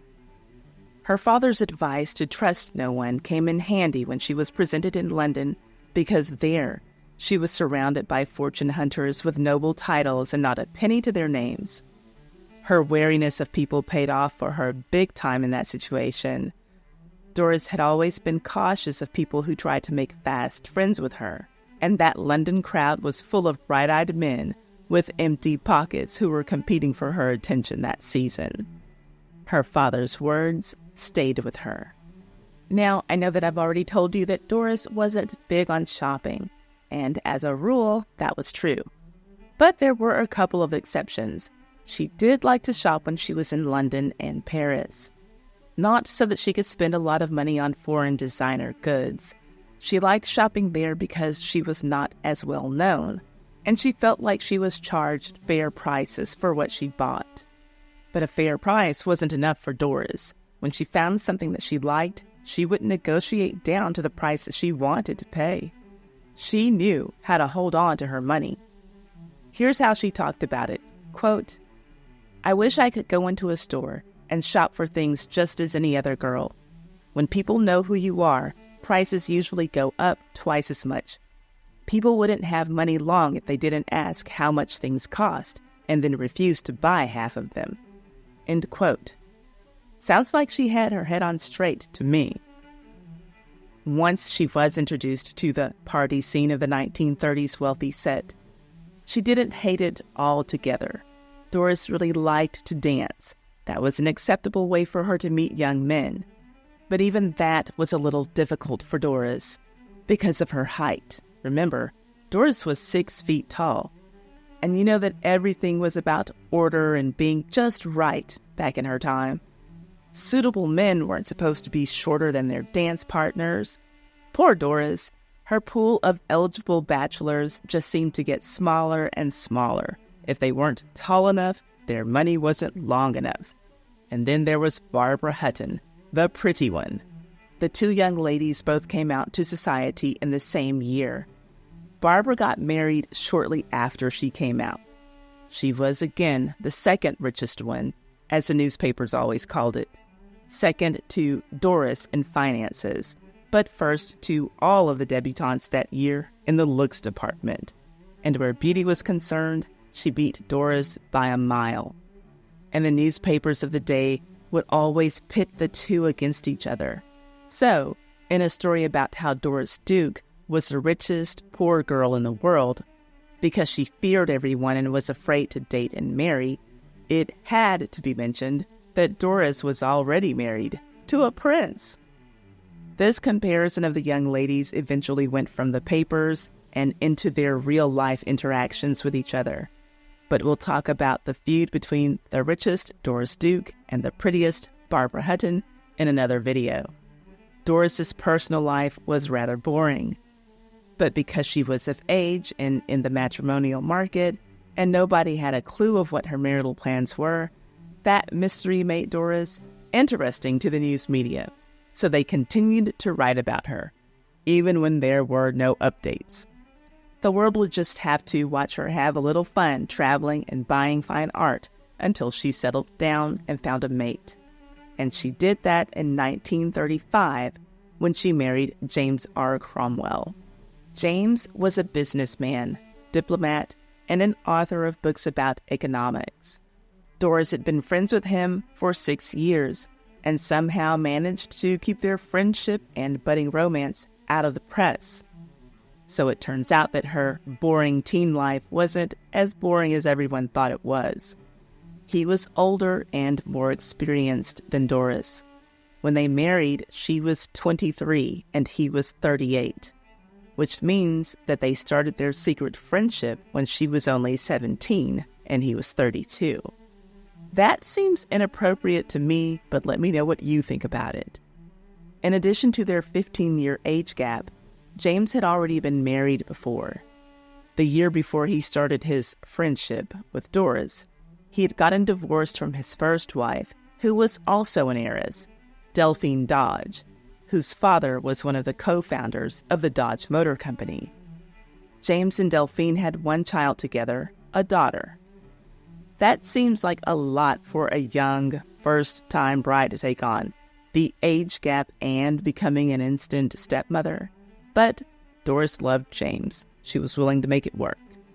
The wedding ceremony itself was almost as much of a secret as their prior 6-year friendship turned romance had been. Actually, by the time that the wedding made headlines, it was reported that the 6-year friendship had been a romance the whole time. The wedding took place at the mansion that Doris had sued her mother for when she was 14. Interesting note about their vows. The word obey was completely omitted. Doris and James agreed to love, honor, and protect each other. Immediately after the ceremony, they set sail for their honeymoon, which was to last for 3 months. Though their travel plans were made in secret, meaning that their names were not on the passenger list, they only had a limited amount of secrecy during their travels. There were news reporters on board, and they wanted interviews with the newlyweds. Doris didn't allow any interviews, but she did consent to pose for a photo in her stateroom with her husband. James gave a little more and agreed to a couple of interviews, and it was in one of these on-board interviews that he revealed the couple's 6-year friendship was always more than that. As he said, quote, "Our romance has been going on for 6 years. We met at Bar Harbor in the summer of 1929, end quote. He also admitted that they never got engaged because he said neither of us believed in it. Now, when I read this, that he didn't believe in engagements, I just didn't believe it. So I went to see if I could prove myself right or wrong. Just remember that I said this. But I'm jumping ahead of myself. We're still in the honeymoon phase of the Doris and James union. Which brings me back to his newspaper interviews. He also let the reporters know their honeymoon plans, a trip around the world, starting with Egypt. The final detail of importance James spilled was that he and Doris didn't know where they would live. The gossip writers speculated that it would be Manhattan, but they were wrong. Doris and James made their home in Hawaii.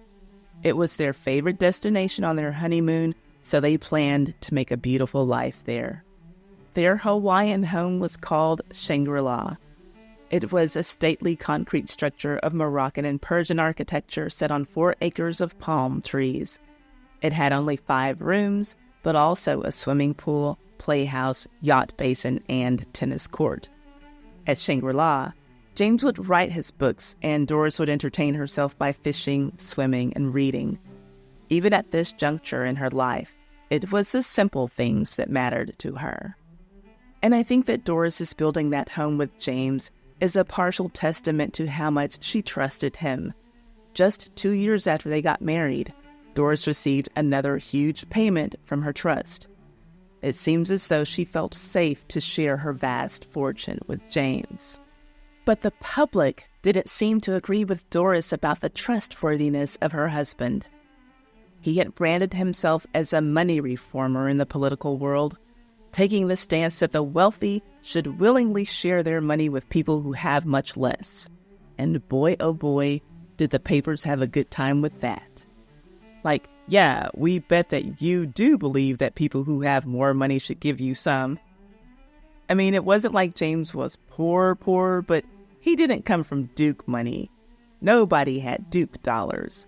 And as far as his trustworthiness and intentions with Doris were concerned, his previous marriage to an heiress didn't help his case. It made him look like a fortune hunter. Nevertheless, it wasn't up to the public or the papers to decide whether or not Doris should trust her husband, and she decided to stand by her man. The couple became political and supported President Franklin D. Roosevelt and his New Deal, and it appears that that support was rewarded in the form of a post for James. In 1940, President Roosevelt appointed him to the position of United States Ambassador to Canada. But he wouldn't stay there long, only 142 days, after which James resigned from that post so that he could return to the United States to run for a spot in the Senate in New Jersey. Those kinds of campaigns are rarely inexpensive, and there's no doubt that some of Doris's money was used to help him win. But he lost. And that wasn't the only loss that the couple would face. In 1940, while James was on the campaign trail, the future was looking bright for the Cromwells.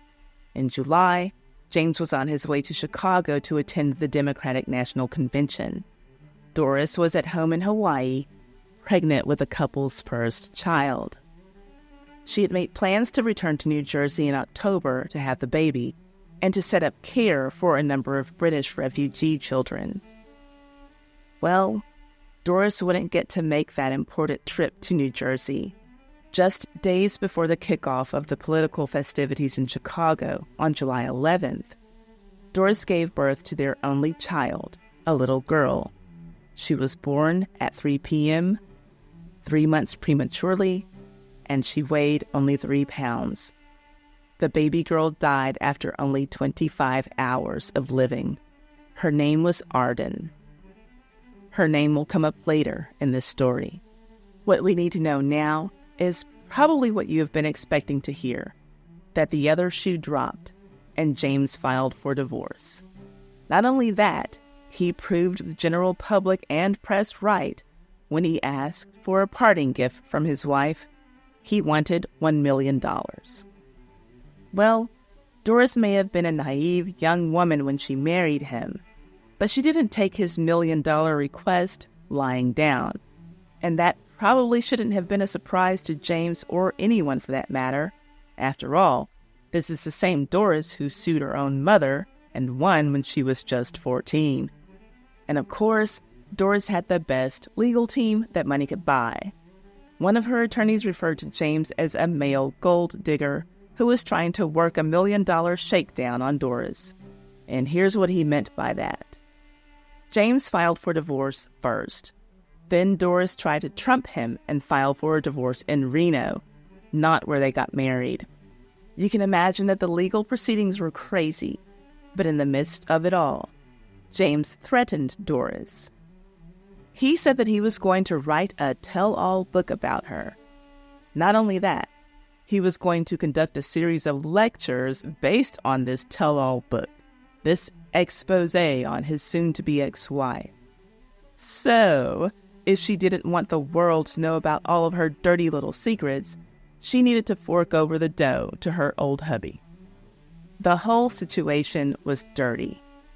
James even had his lawyers in on it. One of them, Saul Rosenblatt, made the public statement that he had been able to prevent Jimmy from publishing this book, but he didn't know how much longer he would be able to control his client. He went on to say that a settlement was what he preferred rather than a messy litigation. When Doris's attorneys asked him what figure he had in mind, that's when Saul said that around $1 million would be good for his client. After Doris stopped laughing, she and her attorneys told Jimmy/James to bring it on. Go ahead and write your little book, because Doris had nothing to hide. Now, even though they didn't think that Jimmy deserved $1 million, they thought that he deserved something. A little something. Here's how Doris's attorney, Perkins, put it in a 1944 edition of the Daily News. Quote, "While in our opinion, some small settlement to Mr. Cromwell on his nuisance value was advisable, we had no idea of recommending anything like the amount suggested." End quote. Nuisance value, my. The truth is, that's just what he had become to Doris at this point, a nuisance. But according to Jimmy and his attorneys, this divorce filing and request for $1 million wasn't about the money, even though he was literally asking for money. He wanted it to be known that he, quote, refused to be abused as a tool and a pawn by the rulers of the Duke millions, end quote. Sure, Jimmy. I don't think that he had a problem with any of that when the Duke millions were supporting his failed Senate run, but a fella's allowed to change his mind. In order to get the public on Jimmy's side, one of his attorneys decided to release this little statement, quote, "It may interest the public to know that Mr. Cromwell is a far poorer man today than when he married Doris Duke." End quote. I'm sure that you can imagine that nobody cared. So here's how the divorce went and what came out about their horrible marriage. Doris accused James of what she called persistent and systematic mental and physical cruelty. She said that throughout the course of their marriage, he had made several attempts to take or try to get her to give him large sums of money, ranging from $1 million to $7 million.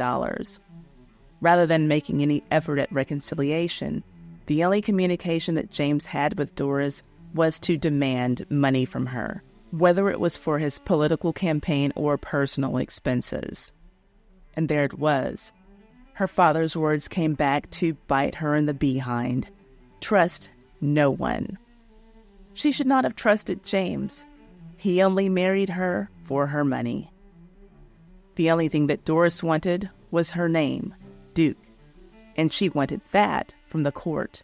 She wanted nothing from James. Frankly, James didn't have anything to give to her. Well, Judge William McKnight gave Doris exactly what she wanted, her name back and a divorce decree. She won by default because James never showed up. The hearing lasted only 8 minutes, and that might have been 7 minutes more than the judge needed. He granted the divorce on the grounds of extreme cruelty and 3 years separation. James had been desperately pushing for his divorce filing in New Jersey. But the whole time that he and Doris had been living separately, he was living in Washington, D.C. So, as the Reno judge saw it, James had no right to demand that Doris show up for a hearing in New Jersey. The judge called out James Cromwell's actions as, quote, a sham and an attempt on the part of the defendant to perpetrate a fraud on the courts of New Jersey, end quote. Doris was so overwhelmed with joy when it was over that she cried out, "It's wonderful," as she shook the judge's hand.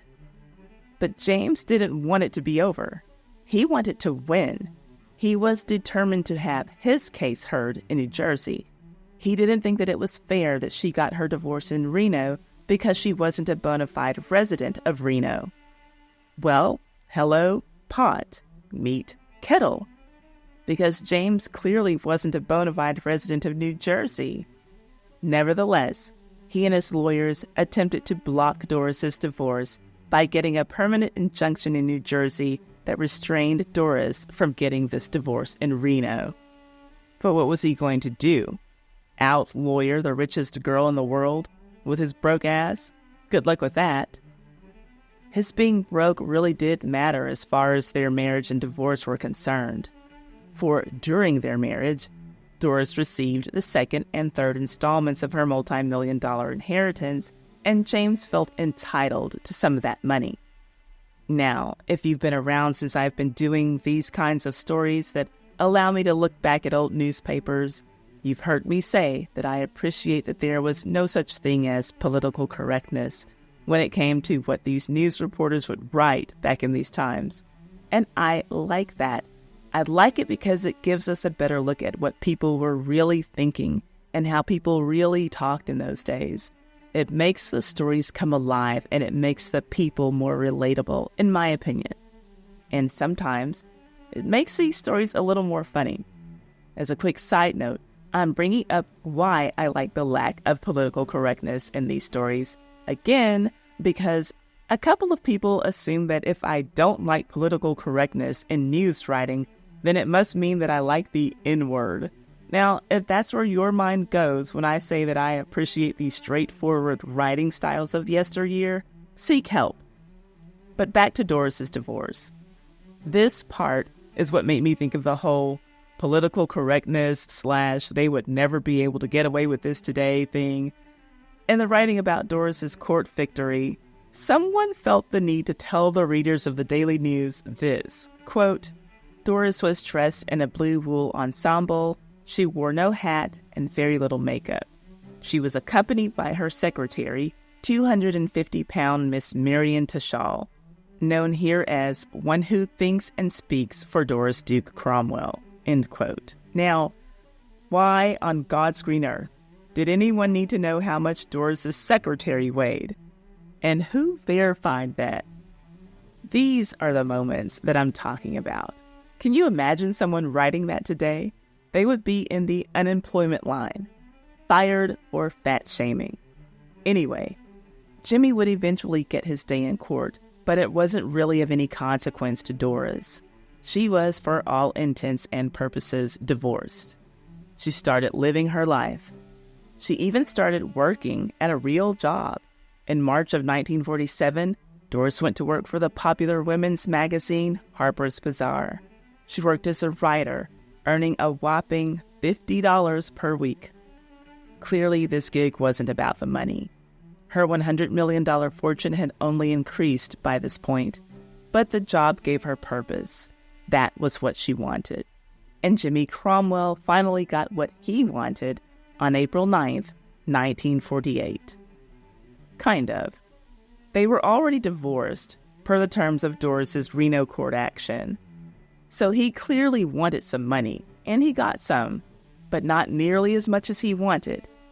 He walked away from the richest girl in the world with an extra $350,000. That was it. He got his money on April 9th, right? Well, on April 24th, he married his third wife. I guess that he needed some of Doris's money in order to properly get on with his life and pay for the wedding. Now remember that James didn't believe in getting engaged, right? This is a side note, but when I looked to find out who his third wife was, guess what I found out? They were engaged before they got married. This 1948 issue of Shamokin News, I think that's how you say it, Shamokin, however you say it, they shared a detail that was smoking hot, to me anyway, when he was getting ready to marry his third wife. Only 2 weeks after his divorce to Doris had been finalized, an announcement was made before the wedding because why? The couple was engaged. His new bride's mother announced the engagement, so it turns out that he did believe in engagements after all. Knowing this detail makes it look like he thought that Doris was an easy target from day one. Did he not believe in getting engaged, or did he not want to announce his plans to marry the then underage girl because the rest of the world would have been able to see right through him? Let me know what you think about that. But by this time in her life, Doris wasn't that same young, naive girl anymore, and she was ready to move on to her next romance too. Little did Doris know that she was jumping out of the frying pan and into the fire with her next and final husband. In May of 1947, just a couple of months into her new job, Harper's Bazaar sent Doris out on assignment to Rome. Her task was to interview the French actress Danielle Darrieux. The interview took place in Danielle's hotel room. Danielle's husband joined the ladies. Danielle's husband was Porfirio Rubirosa. Maybe no one in the room knew it during the magazine interview, but Rubirosa would become Doris's second husband not long after the ink was dry on her interview notes. Here's how Rubirosa described what happened after that interview in his own words. Quote, "The three of us had breakfast. She, meaning Doris, seemed lively, jovial, with that je ne sais quoi that American women can have. Little did I know that a few months later, I would be completely controlled by her. Until then, I had been happy with Danielle, but at this moment, things started to change." End quote. And things started to change immediately, because right after this meeting, Doris took it upon herself to send this married man a telegram that read, quote, "When you are finished with Danielle, call me and I will come." End quote. Porfirio Rubirosa took one look at what the paper said was in her bank account and said, "Baby, you don't have to tell me twice. Just give me the address for the wedding altar and tell me what color tuxedo you'd like me to wear, and I'll be there, because this is about to be the easiest money I've ever made in my life." You see, everybody knew about Doris's money, and there was something else that everyone knew, but fewer people said, and that was that Doris was unattractive. At least that's how a lot of men saw her. Remember that her fellow 1930 debutante Barbara Hutton was called the pretty one, and Doris was called the rich one. And it really seems that Doris's vast fortune, plus her sheltered life, insecurity, and deficiency in the looks department made her an easy target for men who wanted to use her. That certainly seemed to be the case with Rubirosa. Looks aren't everything, but to a lot of people, they matter. Even Doris's mother had warned her that he was not attracted to her and only interested in her money. But in his memoir, one of Rubirosa's friends made it clear that he thought Doris was pretty ugly. He explained his surprise at Rubirosa being with Doris in these words, quote, "She was ugly, very rich, but ugly. He was a gentleman. He would never say that." End quote. Doris married him on September 1st, 1947. If you're paying attention, you see that that is the year before James Cromwell's divorce was settled. Her new husband was Porfirio Rubirosa, the man with the big penis. If you've already seen my video about the Woolworth heiress, Barbara Woolworth Hutton, then you might remember a little bit about him. He cheated on Barbara with Zsa Zsa Gabor and had a long string of Hollywood bed partners that included, but was by no means limited to, Marilyn Monroe, Eartha Kitt, Ava Gardner, and Dorothy Dandridge. He's our favorite Hollywood husband because of his long name. What did you think that I was going to say? Get your mind out of the gutter.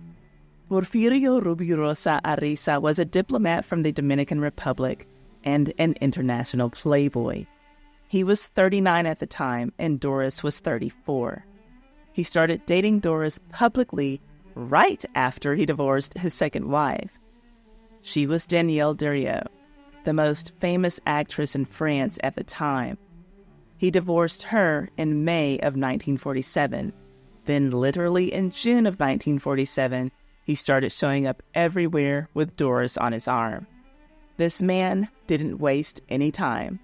He spread his love around, and according to the ladies of his time, he had plenty to share. This is the same guy whose male member became the inspiration for large pepper grinders in fine dining establishments all over the world. They called the big ones Rubirosas. After dating for only 3 months, he and Doris got married in a small, private ceremony in Paris. The ceremony was different. Rubirosa was often described in papers as tall, dark, and handsome. But Doris was taller, and let's face it, people still think that it's a little odd to see a couple in which the woman is taller than the man.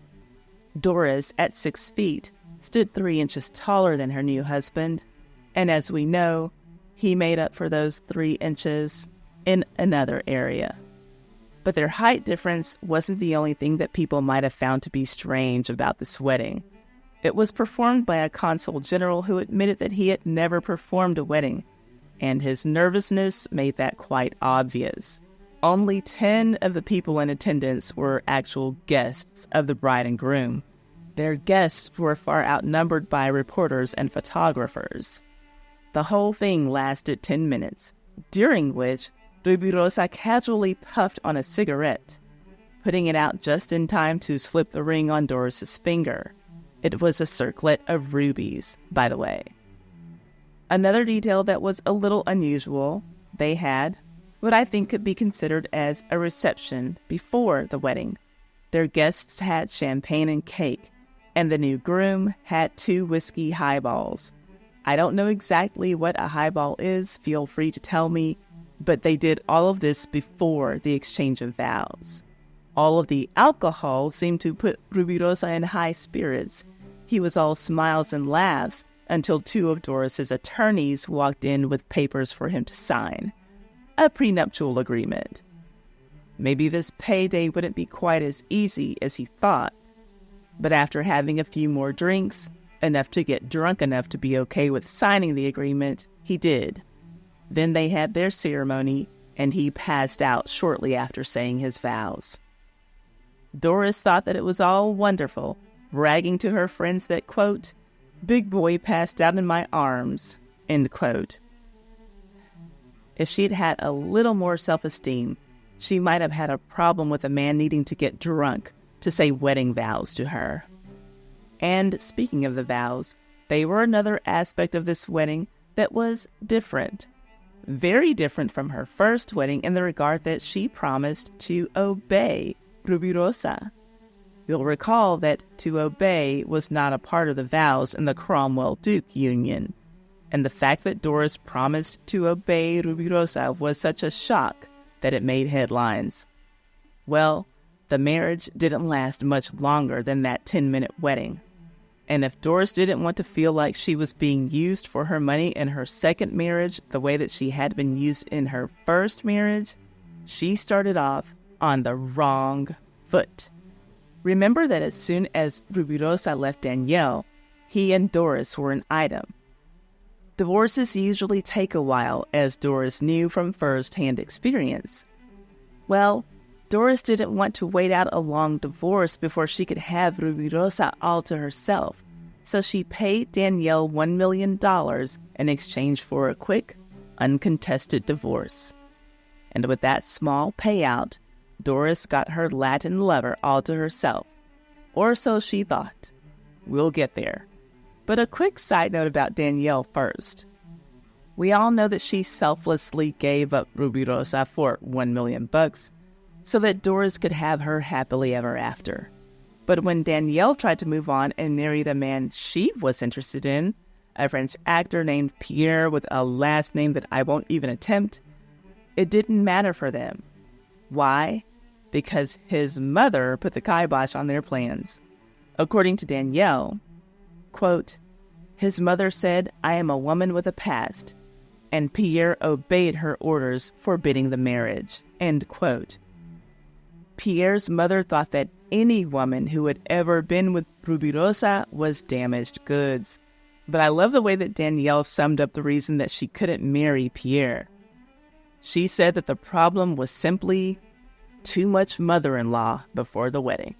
Well, we know how that can be, right, ladies? Ha ha.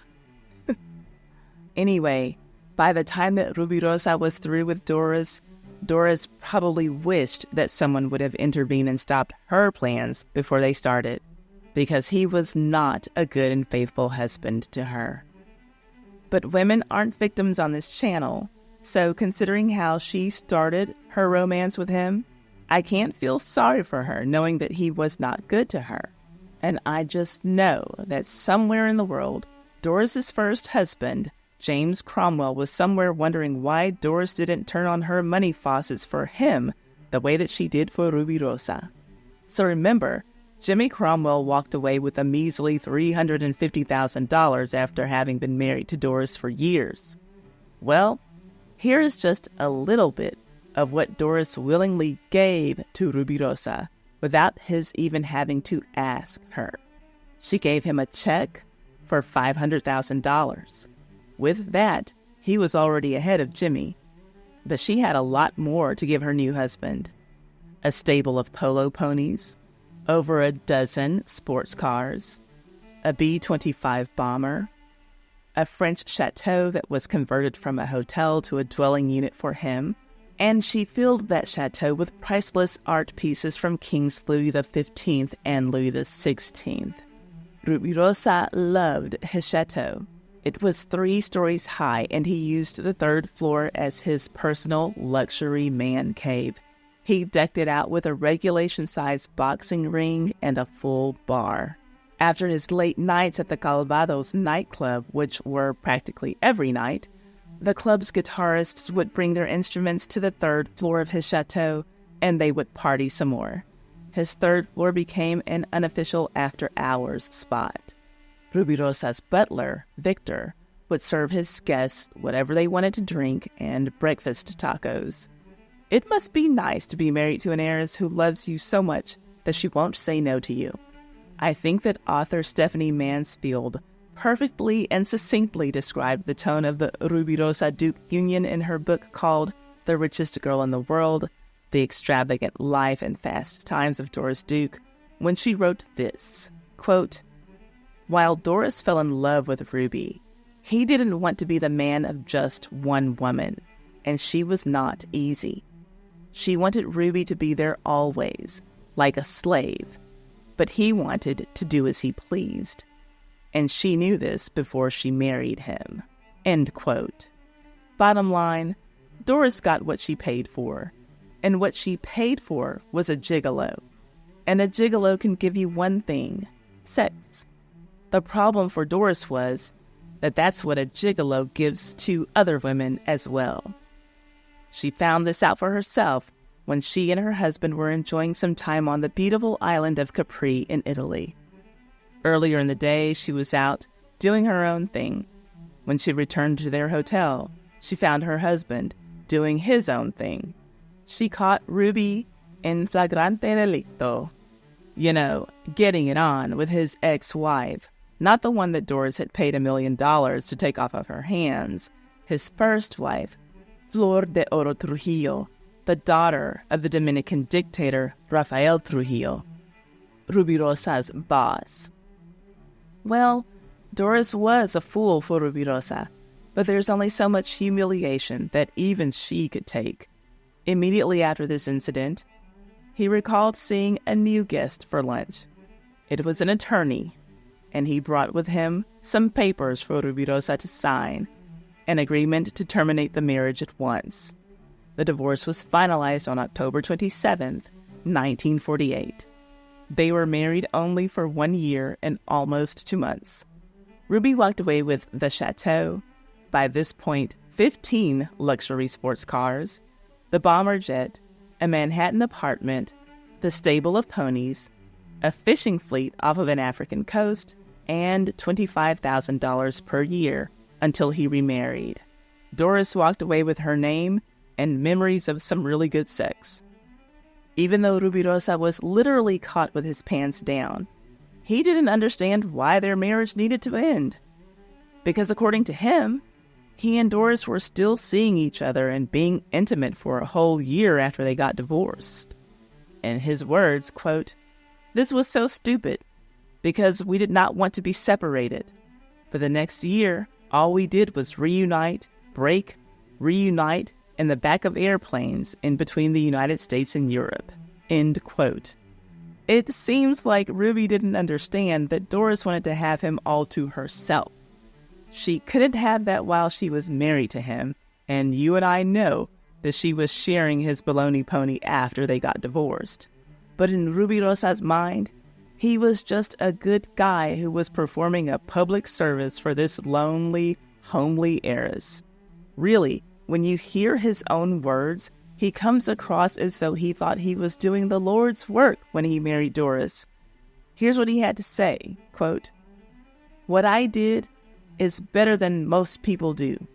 They go out with a girl from a good family, they take all her money, and then they leave her. The difference with me is that I marry her, give her the best time in all the world, and when I leave her, she is richer than ever before." End quote. What a great guy. You're still with me, so I may as well give you one more quick side note about Ruby. It's about him, but it relates to Doris too. Zsa Zsa Gabor couldn't wait for her chance to get in bed with Rubirosa, but the reason that she wanted to have sex with him had everything to do with Doris Duke. Here's the thing. Zsa Zsa had commented publicly in Los Angeles that she would like to have an affair with Rubirosa to get revenge for the relationship that her husband, George Sanders, allegedly had with Rubirosa's ex-wife, Doris Duke, in 1952. The thought of someone cheating on the very glamorous Zsa Zsa Gabor with Doris Duke seemed a little off to me, so I went to see if I could find anything that might suggest that this was actually true, and I found it. On August 22nd, 1952, the Evening Sun printed a story about a new Charlie Chaplin film that had opened, and there were a few strange couples there. Among them were Doris Duke and George Sanders, and this was very strange, seeing that he was out in public on a date with Doris Duke, considering that at this point, he was Zsa Zsa Gabor's husband and had been for the past 3 years. So in Zsa Zsa's mind, a little fun in the bed with Rubirosa was for payback, even though Doris had been divorced from him for a few years by the time Zsa Zsa got to him. And I have to say that I think that it's odd that she was only interested in getting revenge on Doris and not her husband, the one who had cheated on her. Well, Zsa Zsa went on to have her affair with Rubirosa, but that hot sex came with a side of physical abuse, as was evidenced when she came out in public with an ice pack, covering a black eye that Rubirosa gave her when he punched her in the face during an argument about the next woman he planned on marrying, Barbara Hutton, the Woolworth heiress. But Zsa Zsa found no fault in Ruby for her black eye. As a matter of fact, she was quoted as saying, "Ruby loves me. Rubirosa in Spanish means red rose. For me, it means black eye. A man only hits a woman if he loves her deeply." End quote. How sickening. And I'm pretty sure that red rose in Spanish is rosa roja. But there are so many other things wrong with that statement that part doesn't even matter. I digress. Zsa Zsa wasn't the only woman who found no fault in Rubirosa. I'm skipping ahead of myself a little bit, but I should mention here that Doris Duke also never had a bad thing to say about her cheating Latin lover husband. And that's according to Doris's longtime friend and fellow socialite, Lucy Douglas CZ Guest, who shared that when Doris died, there were only 2 photographs next to her bed on her nightstand. One was of Louis Bromfield, the other was of her precious Porfirio Rubirosa. He was her second and final husband. But that doesn't mean that she lived the rest of her life without attention from the opposite sex. Doris had a number of high-profile romances. There was the U.S. Army General George Patton, the actor Errol Flynn, and the Pulitzer Prize novelist Louis Bromfield, and jazz pianist Joe Castro. We'll talk about him a little more in the upcoming video about the lifelong feud between Doris Duke and Barbara Woolworth Hutton, because they did fight over him. But here's what I'll tell you about him right now. Their romance was so weird and they likely both got into it with ulterior motives and not so hidden agendas. Doris met Joe Castro in 1952. He was 15 years younger than she. He was in his mid-20s and she was in her early 40s. Now, before I go any further, I know that someone is thinking, "That's the same age difference she had with her first husband. You said that was wrong, but you'll say it's okay for her because she's a girl." You know, the whole, "so it's okay when a woman does it but not a man" thing. I have seen those comments on videos in which I've held women accountable, and for the record, I think that Doris was inappropriate too, only slightly less inappropriate because Joe was an adult when they met. She was just a teenager when James Cromwell started having secret conversations with her. But just so you know, we don't do double standards here on Ty's Hot Mess History. Anyway, within months of meeting, Joe and Doris were living together at Doris's suite at the Bel Air Hotel. It does come across as though she was looking for a plaything in the bed, and he was looking for a sugar mama, and Doris had a lot of sugar. Doris admired his talent on stage, but she didn't like all the attention that he got from the young, pretty women who would come to watch him perform. This would set off her insecurities and send her spiraling into alcohol and drug use in order to deal with how she felt. Why she wouldn't let him go is beyond me. Their relationship stopped being fun as soon as it started.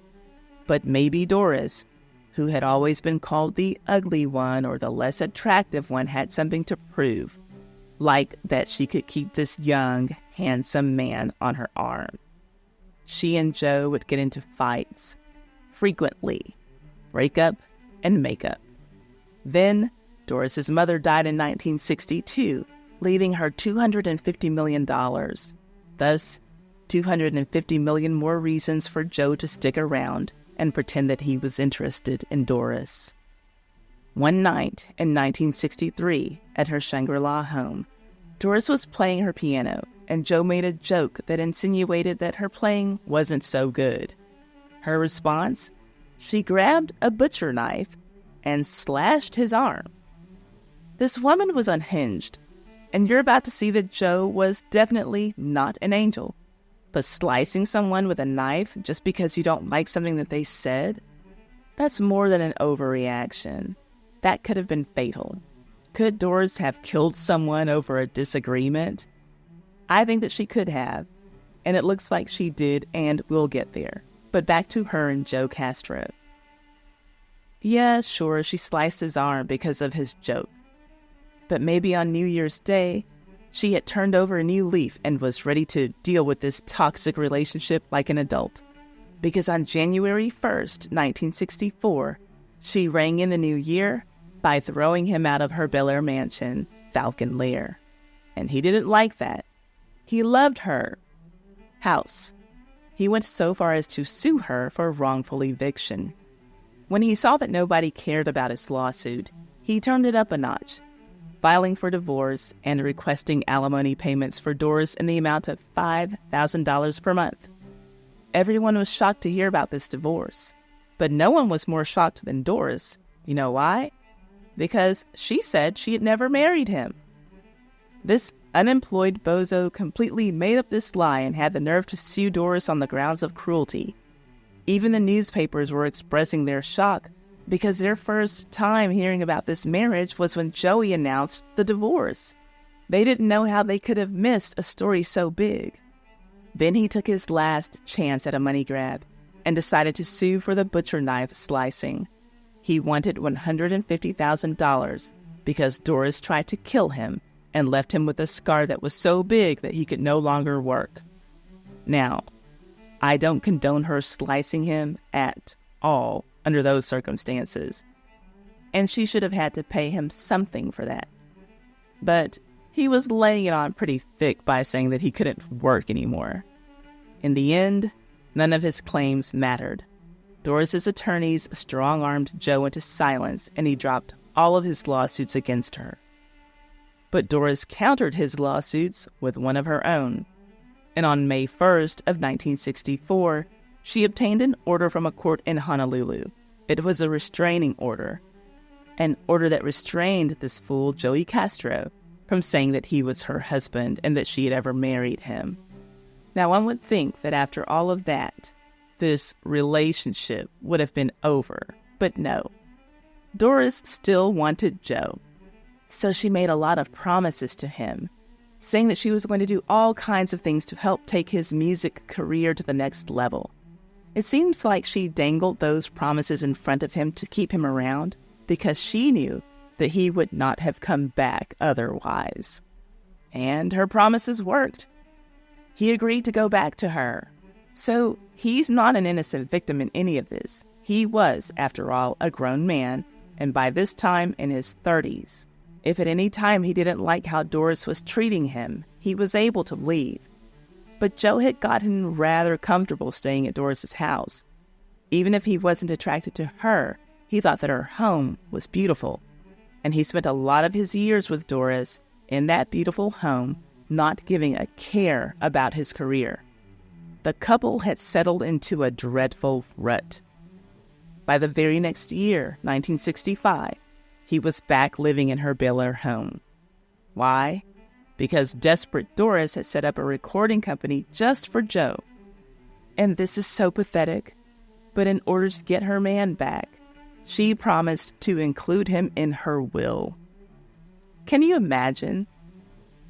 She also bought him a new Mercedes-Benz.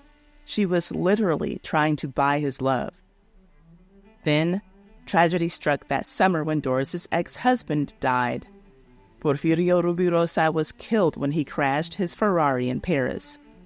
Doris was a wreck. Joe couldn't comfort her because he didn't care about her. So she started spending more time with her friend and confidant, Eduardo Dria. He was Doris's art buyer, but he was also one of her closest friends, and he cared for Doris, even if none of her husbands or boyfriends did. While Doris was mourning the loss of Rubirosa, Joey was hitting the town with young pretty girls in Hollywood, making Doris look like the fool that she was for him. She got really angry about one young beauty specifically, a singer named Loretta Haddad.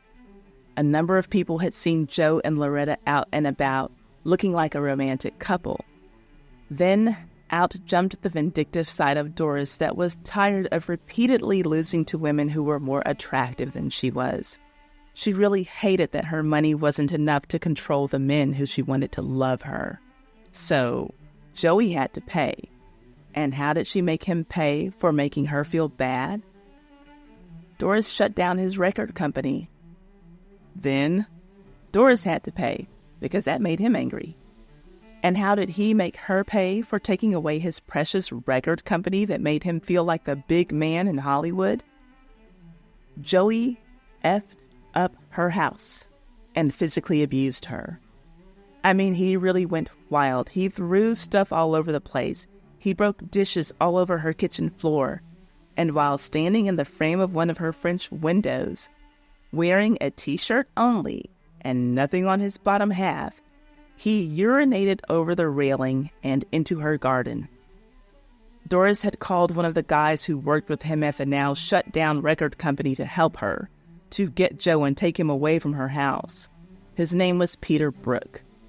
When Peter got there, he saw all of the destruction. He witnessed Joe and his half-nude body relieving himself onto Doris's flowers.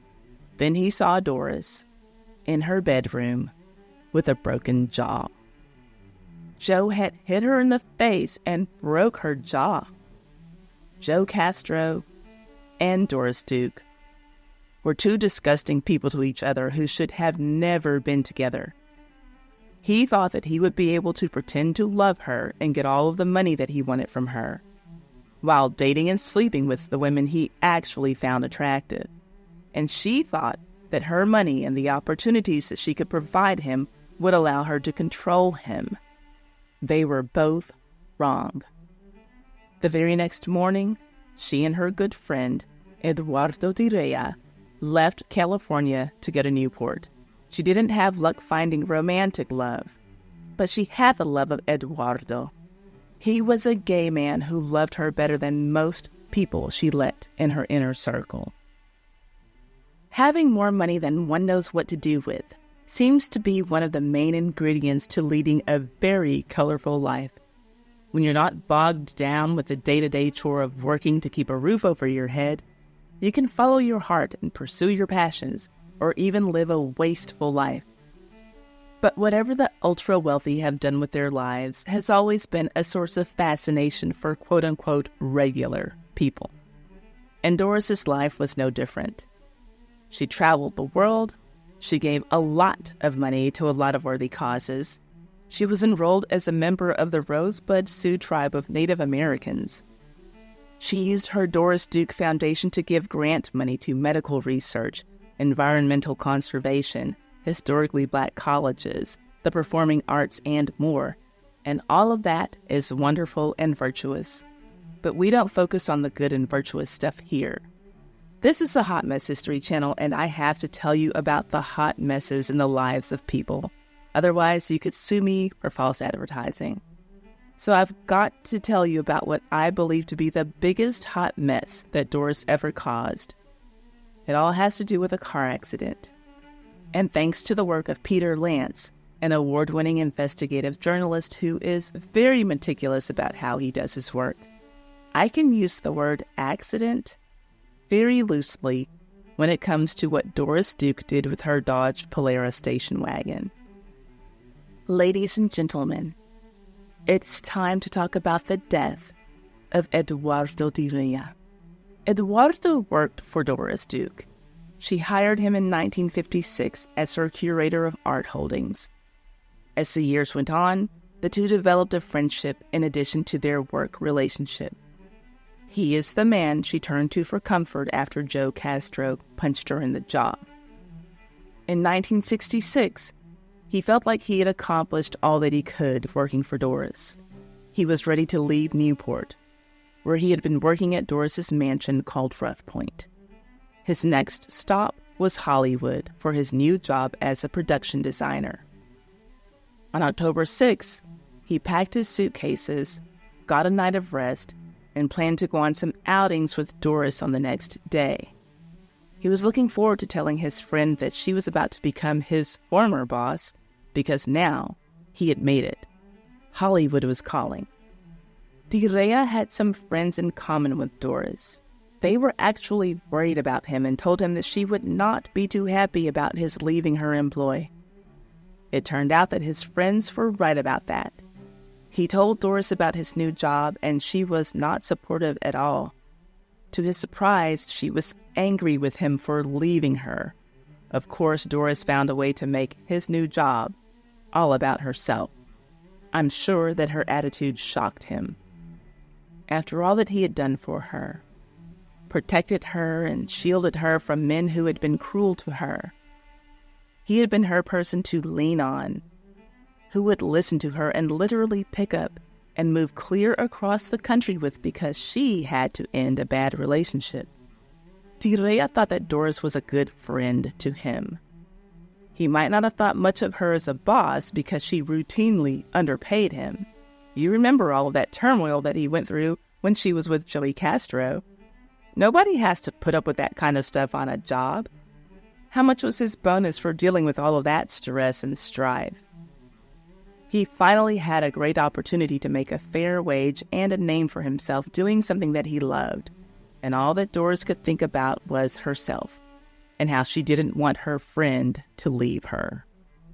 The next afternoon, on October the 7th, when Dria and Doris were getting ready to leave Rough Point, he was stopped by Doris outside of the house. She wanted to talk to him. The discussion quickly escalated into an argument about his leaving her. Some of Doris's staff members could hear the argument because it was so loud, and it lasted for a long time. Everyone seems to agree that those are the facts of the story up to this point. From here, I'll tell you one version of what Doris said happened. Then I'll tell you what Peter Lance discovered, and seems to be the truth because there are witnesses and, frankly, it makes sense. According to Doris, she and Dria were leaving the house. They were in the car, driving up to the gates that would have to be opened so that they could leave. He was driving. He parked the car but left it running because he was just getting out to open the gate. Doris, who had been sitting in the front passenger seat, then moved into the driver's seat. Her plan was to drive the car forward to the gate to pick him up after he opened the gate. Once she was in the driver's seat, she released the parking brake and put the car in drive.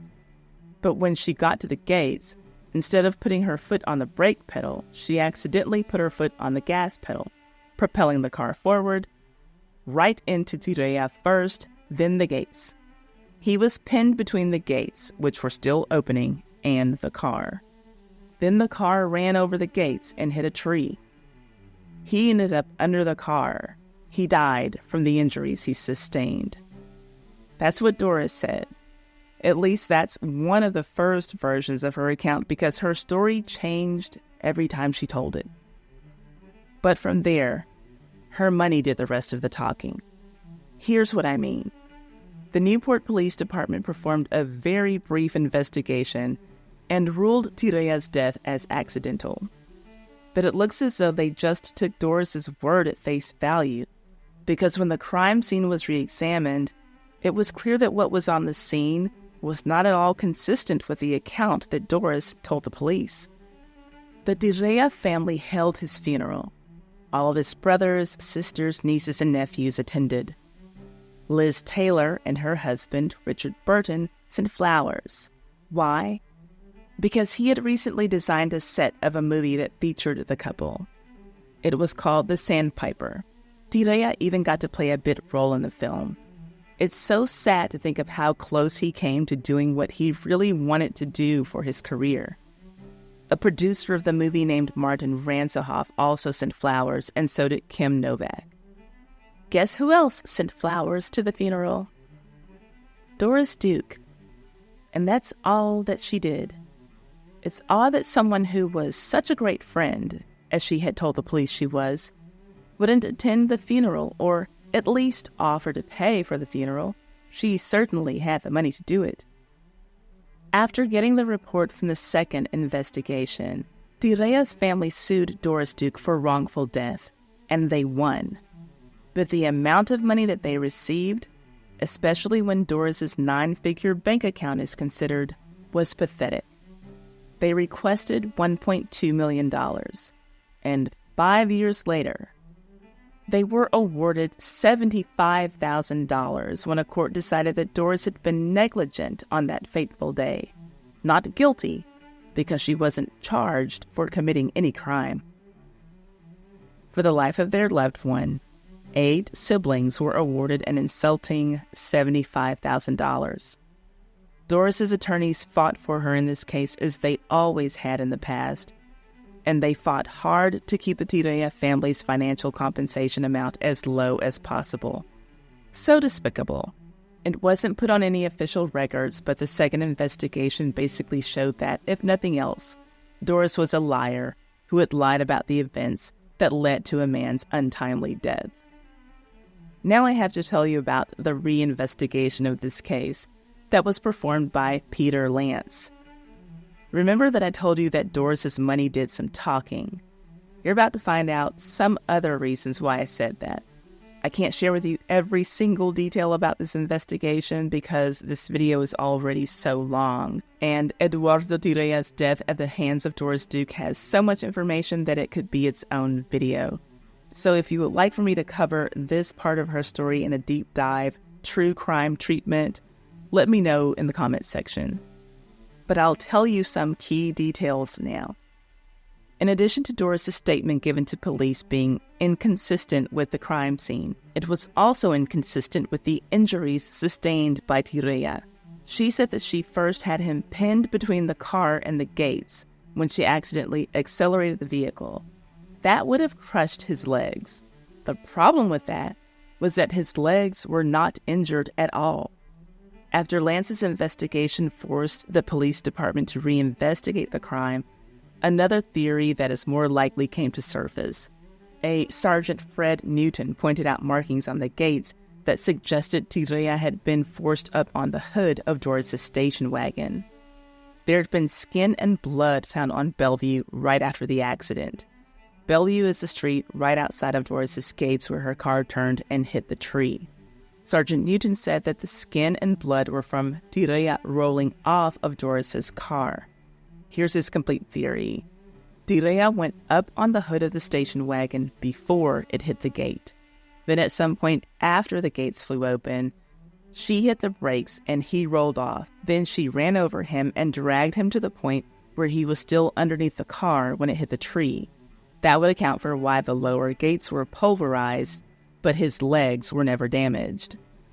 Everything indicated that what Doris had done was no accident. Even the tire marks at the scene displayed an indication of tremendous acceleration, not a slip of the foot on the wrong pedal.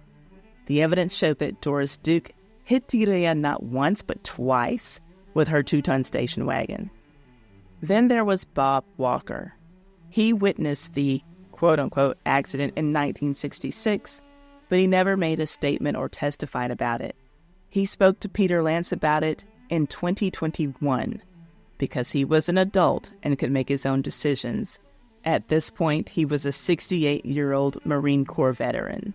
But in 1966, he was a 13-year-old paperboy who told his father what he heard and saw that day. His father would not allow Bob to make a statement because he was afraid of Doris Duke and what could happen to his son. As he put it, quote, Doris Duke was a rotten person who had some unscrupulous people on her payroll, end quote. Well, after reading Peter Lance's book in July of 2021, Bob was compelled to go to the police and tell them what he saw and heard on the day that Doris Duke killed Eduardo Dria. This caused the Newport Police Department to re-examine the case, even though Doris had been dead for 28 years at this point. Well, just a few short months later, the city manager of Newport announced that the case was closed once again and found to be an accident once again, just like they said the first time. Peter Lance didn't seem to be surprised by their findings, stating that Doris Duke had a large amount of clout in the city in 1966, and apparently she still did, even in her death. It makes me wonder how many high-ups in the city at that time would have been exposed for wrongdoing if the re-examination of this case had come to a different conclusion. After all, right after the accident happened, guess who Doris Duke hired on as her personal physician? The city's medical examiner on the case.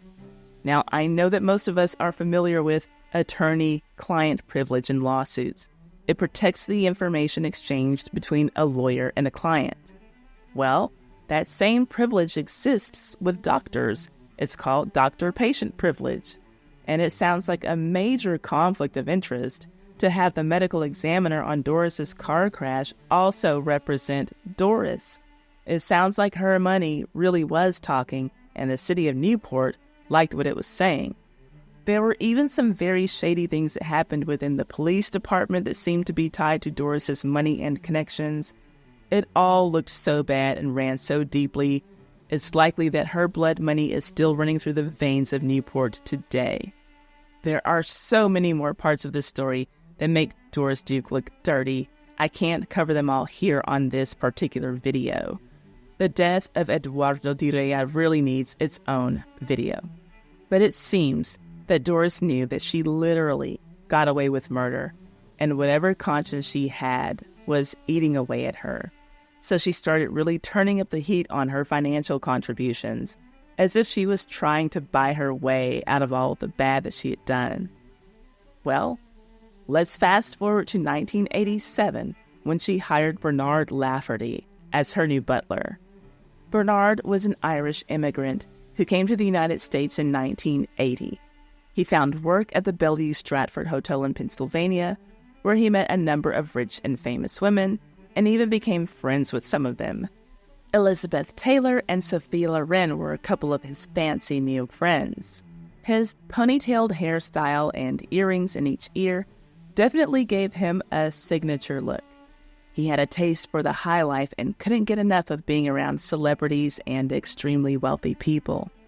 So he must have felt like he struck gold when Doris Duke, the richest of them all, chose him to be her new best friend and bring him to her house.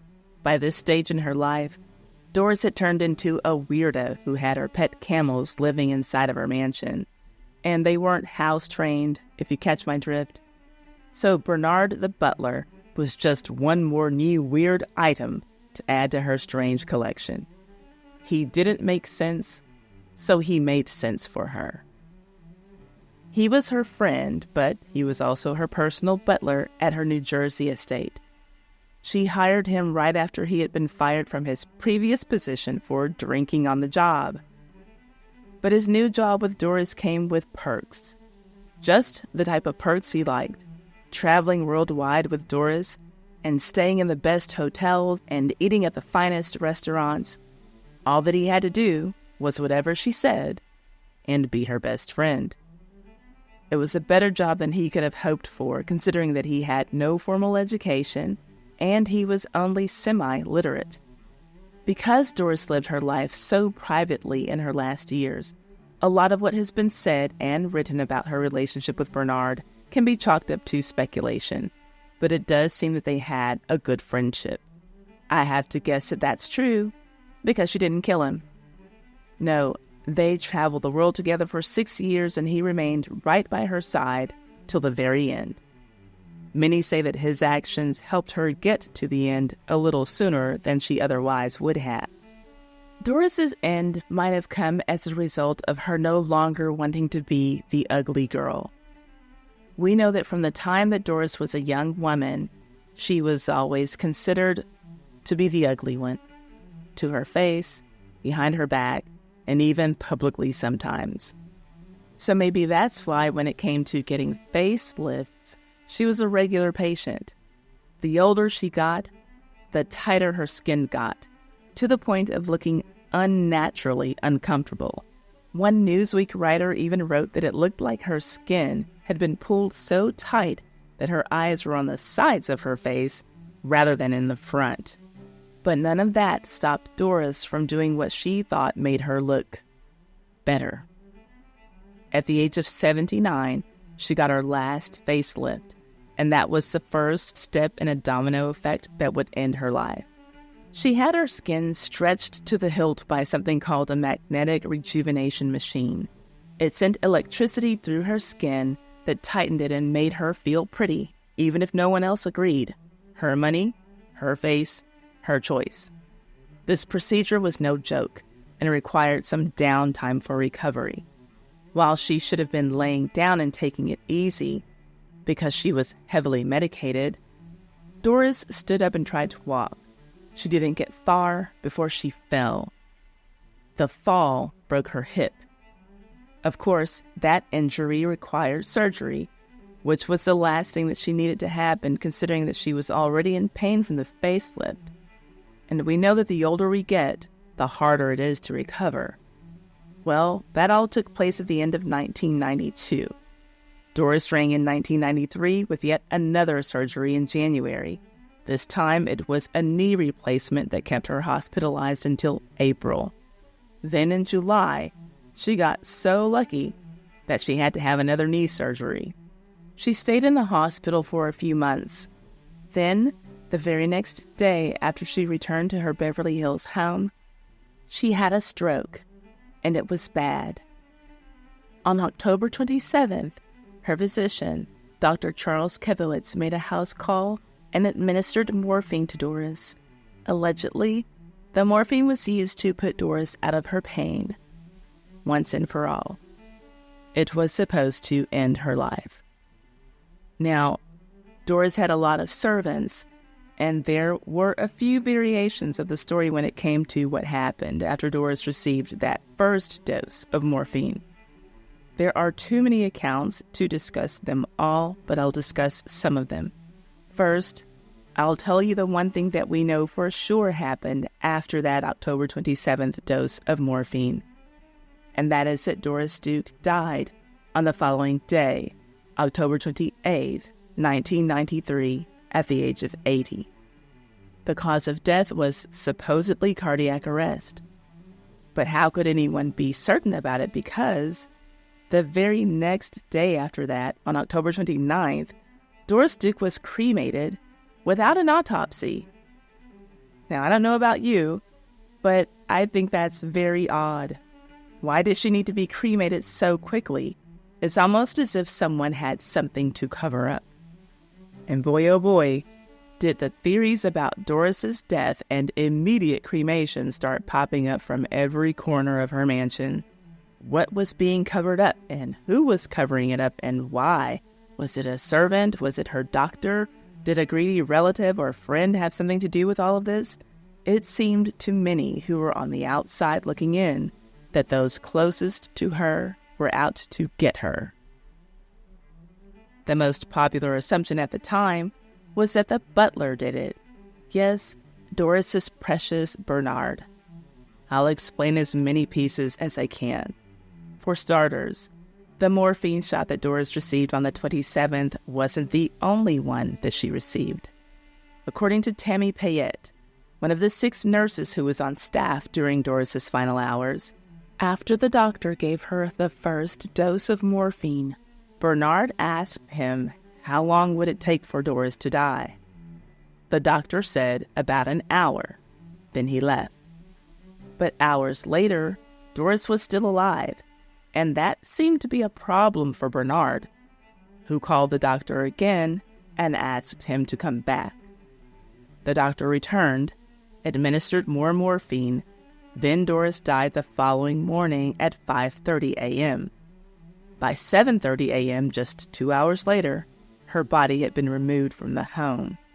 Nurse Tammy said that the morphine didn't help Doris to die easily, but rather that she was in no danger of dying until she was given those large doses of morphine. She made it clear that she felt Doris had been drugged to death. After Nurse Tammy came out with her allegations against Bernard the butler, which also implicated Doris's doctor, many other people came forward with their own allegations against Bernard. Colin Shanley, who had been Doris's chef, said in an affidavit that the day before Doris died, a package arrived, and when Bernard received it, he announced, "Miss Duke is going to die tonight." His affidavit said that there was a lethal dose of the painkiller Demerol in the package. Those accusations alone looked bad enough by themselves, but when you add to them the fact that Bernard the butler had a hearse waiting in the driveway to take Doris's body away for cremation before Doris died, you can see why so many people were pointing their fingers at Bernard and saying the butler did it. Doris was known to change her will as often as people change their underwear. She was always paranoid that someone was out to get her, and she didn't want to fall victim to anyone who wanted her money. Well, 6 months before she died, she made a change to her will that would have made Bernard a very rich man after she passed away. Did his desire for a lavish lifestyle make him want to speed up the process of getting his hands on his inheritance from Doris? It was a great deal of money, too. $500,000 a year for life, and $5 million for his new position as the co-executor of Doris's $1.5 billion estate. This job required Bernard to supervise Doris's many charities. That was odd and seemed like a lot of responsibility for someone who could barely read. But by the time that Doris met Bernard, she was very odd. So maybe this whole setup kind of made sense. Doris was a weirdo who had hired a weirdo to run her operations. So this inheritance only added another piece of the puzzle for those who thought that Bernard had killed Doris. And if they needed any more evidence to support their case, they needed to only look at Bernard's behavior immediately following the death of his dear friend. In addition to having a hearse waiting outside of her mansion like it was a getaway car for a bank robbery, Bernard went to New York very shortly after the death to file the will and probate so that his big checks could start rolling in. And he started spending money like crazy. His biggest purchase was a yellow mansion in Bel Air. What finally happened was that the trial lawyers who represented Doris a year before she died were retained by the executor of the prior will to challenge this will that had been presented by her butler. And after duking it out in front of Otto Preminger's niece, yes, the Hollywood producer's niece, Judge Eve Preminger, is who presided over this case. After that fight was over, the butler got to keep his $500,000 per year, but he was completely removed from the Duke Foundation, the position that would have paid him $5 million up front and given him control of Doris's $1.5 billion estate. That was out for him. But, in good news for him, the county district attorney's office had concluded that there was no credible evidence that Doris Duke was murdered. No one could believe it. 3 of Doris's former employees came together to file a suit against the butler, claiming that they had heard him say that he would kill other rivals for Doris's estate, one of those rivals being Doris's own daughter. Now, I hate to bring up her daughter as a side note, but we know that Doris gave birth to a child that only lived for 1 day, the baby Arden. Well, in 1988, Doris met a lady named Condi Hefner. Condi was 35, and Doris swore that she was the reincarnation of Arden. So she adopted this adult and spent a lot of money on her and took her on expensive vacations. But Doris had fallen out with Condi and removed her from her will several months before she passed away. And after Doris died, Condi fought in court to gain control of Doris's fortune. She gave up the fight when she was offered a mere $65 million from the estate. Not a bad deal considering that she was left with nothing in the will, and Doris wasn't even her real mother, and everyone knew that. Condi is just one of many people who were fighting the butler to get their hands on the money that Doris left behind. Nobody thought that Bernard the butler deserved to have control of all of that money, and many people who were in the inner circle thought that he killed Doris. So even though Nurse Tammy was not alone in thinking that Bernard conspired to kill Doris, she was the most vocal person and the one who pursued the cause through legal channels. And she faced legal repercussions for making the allegations. It's wild because so many people agreed with Tammy and felt like Bernard the butler got away with murder. Then he was able to live in luxury without paying for what he did. But remember what Doris's father said, trust no one. As it turns out, private investigators started following Nurse Tammy. And guess what they saw her doing? Pawning jewelry and other expensive items from the homes of her wealthy clients. And that included items that had belonged to Doris Duke. So was she just jealous the whole time?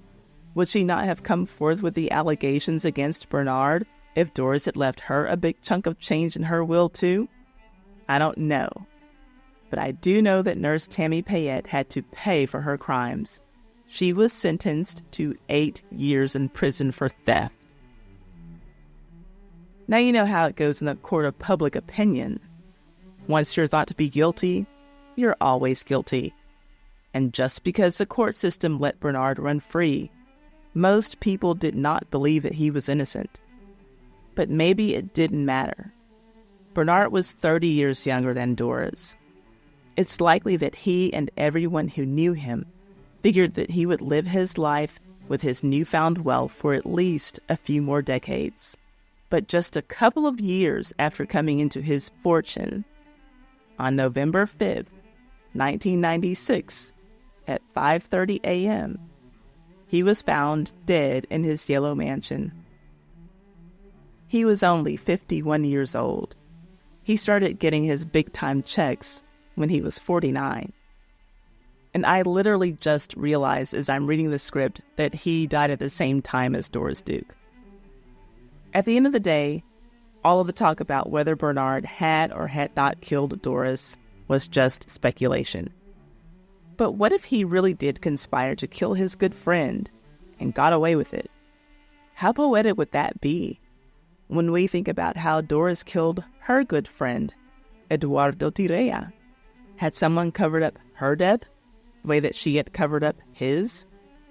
Had someone who she called a friend and trusted killed her? How ironic that would be. After all, there was no autopsy performed on Doris, so it would seem that the investigation would have lacked a lot of critical information, kind of like the first investigation into Diria's death. This story would have been so much shorter if Doris had only followed her father's advice to trust no one. But I must say that by looking at the way that Doris lived most of her adult life, no one should have really trusted her either. My sources for this story are South Pasadena Record Archives, 1917. Poor Little Rich Girl, The Tragic Life of Barbara Hutton, by Oceana Tepfenhart for Medium. The Buffalo Times Archives, 1917. Daily News Archives, 1930, 1931, 1935, 1945, 1966, 1967, and 1979. Morning Free Press Archives, 1930. The Tampa Times Archives, 1930. The Brattleboro Reformer Archives, 1930. Star Tribune Archives, 1930. Arizona Daily Archives, 1930. The Buffalo News Archives, 1935, 1966, and 1976. The Journal Archives, 1936. The Kansas City Star Archives, 1938. The Spokesman Review Archives, 1951. Democrat and Chronicle Archives, 1958. Press and Sun Bulletin Archives, 1958. The Peninsula Times Tribune Archives, 1972. The Miami Herald Archives, 1976. Newsday Archives, 1979. And The Sun and the Erie County Independent Archives, 1979. The Richest Girl in the World, The Extravagant Life and Times of Doris Duke, by Stephanie Mansfield. The Last Playboy, The High Life of Porfirio Rubirosa by Sean Levi. Homicide at Rough Point by Peter Lance. New York Tribune Archives, 1915. The Evening World Archives, 1916. The New York Times Archives, 1916. The Salisbury Post Archives, 1925. Daily News Archives, 1927, 1930, 1933, 1940, 1943, 1944, 1947, 1948, and 1966. The Buffalo Times Archives, 1930.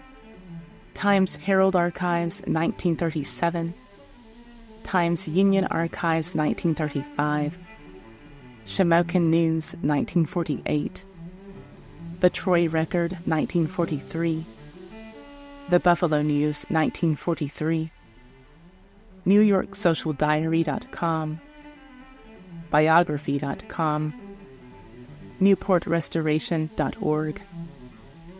Duke University Libraries Online. Life Magazine Archives, 1939. The Evening Sun Archives, 1952. The Los Angeles Times Archives, 1964. The Des Moines Register Archives, 1967. The Daily Courier Archives, 1971. Press Enterprise Archives, 2021. Sioux City Journal Archives, 2021. And Philadelphia Daily News Archives, 1964. I hope that you have enjoyed this tale so far.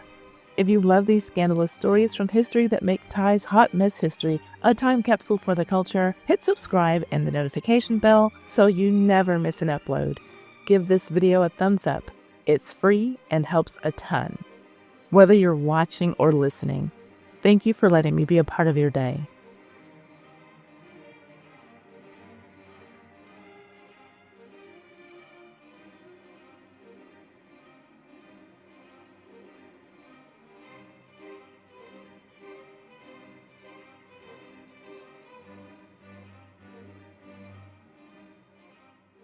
This video has been brought to you by me.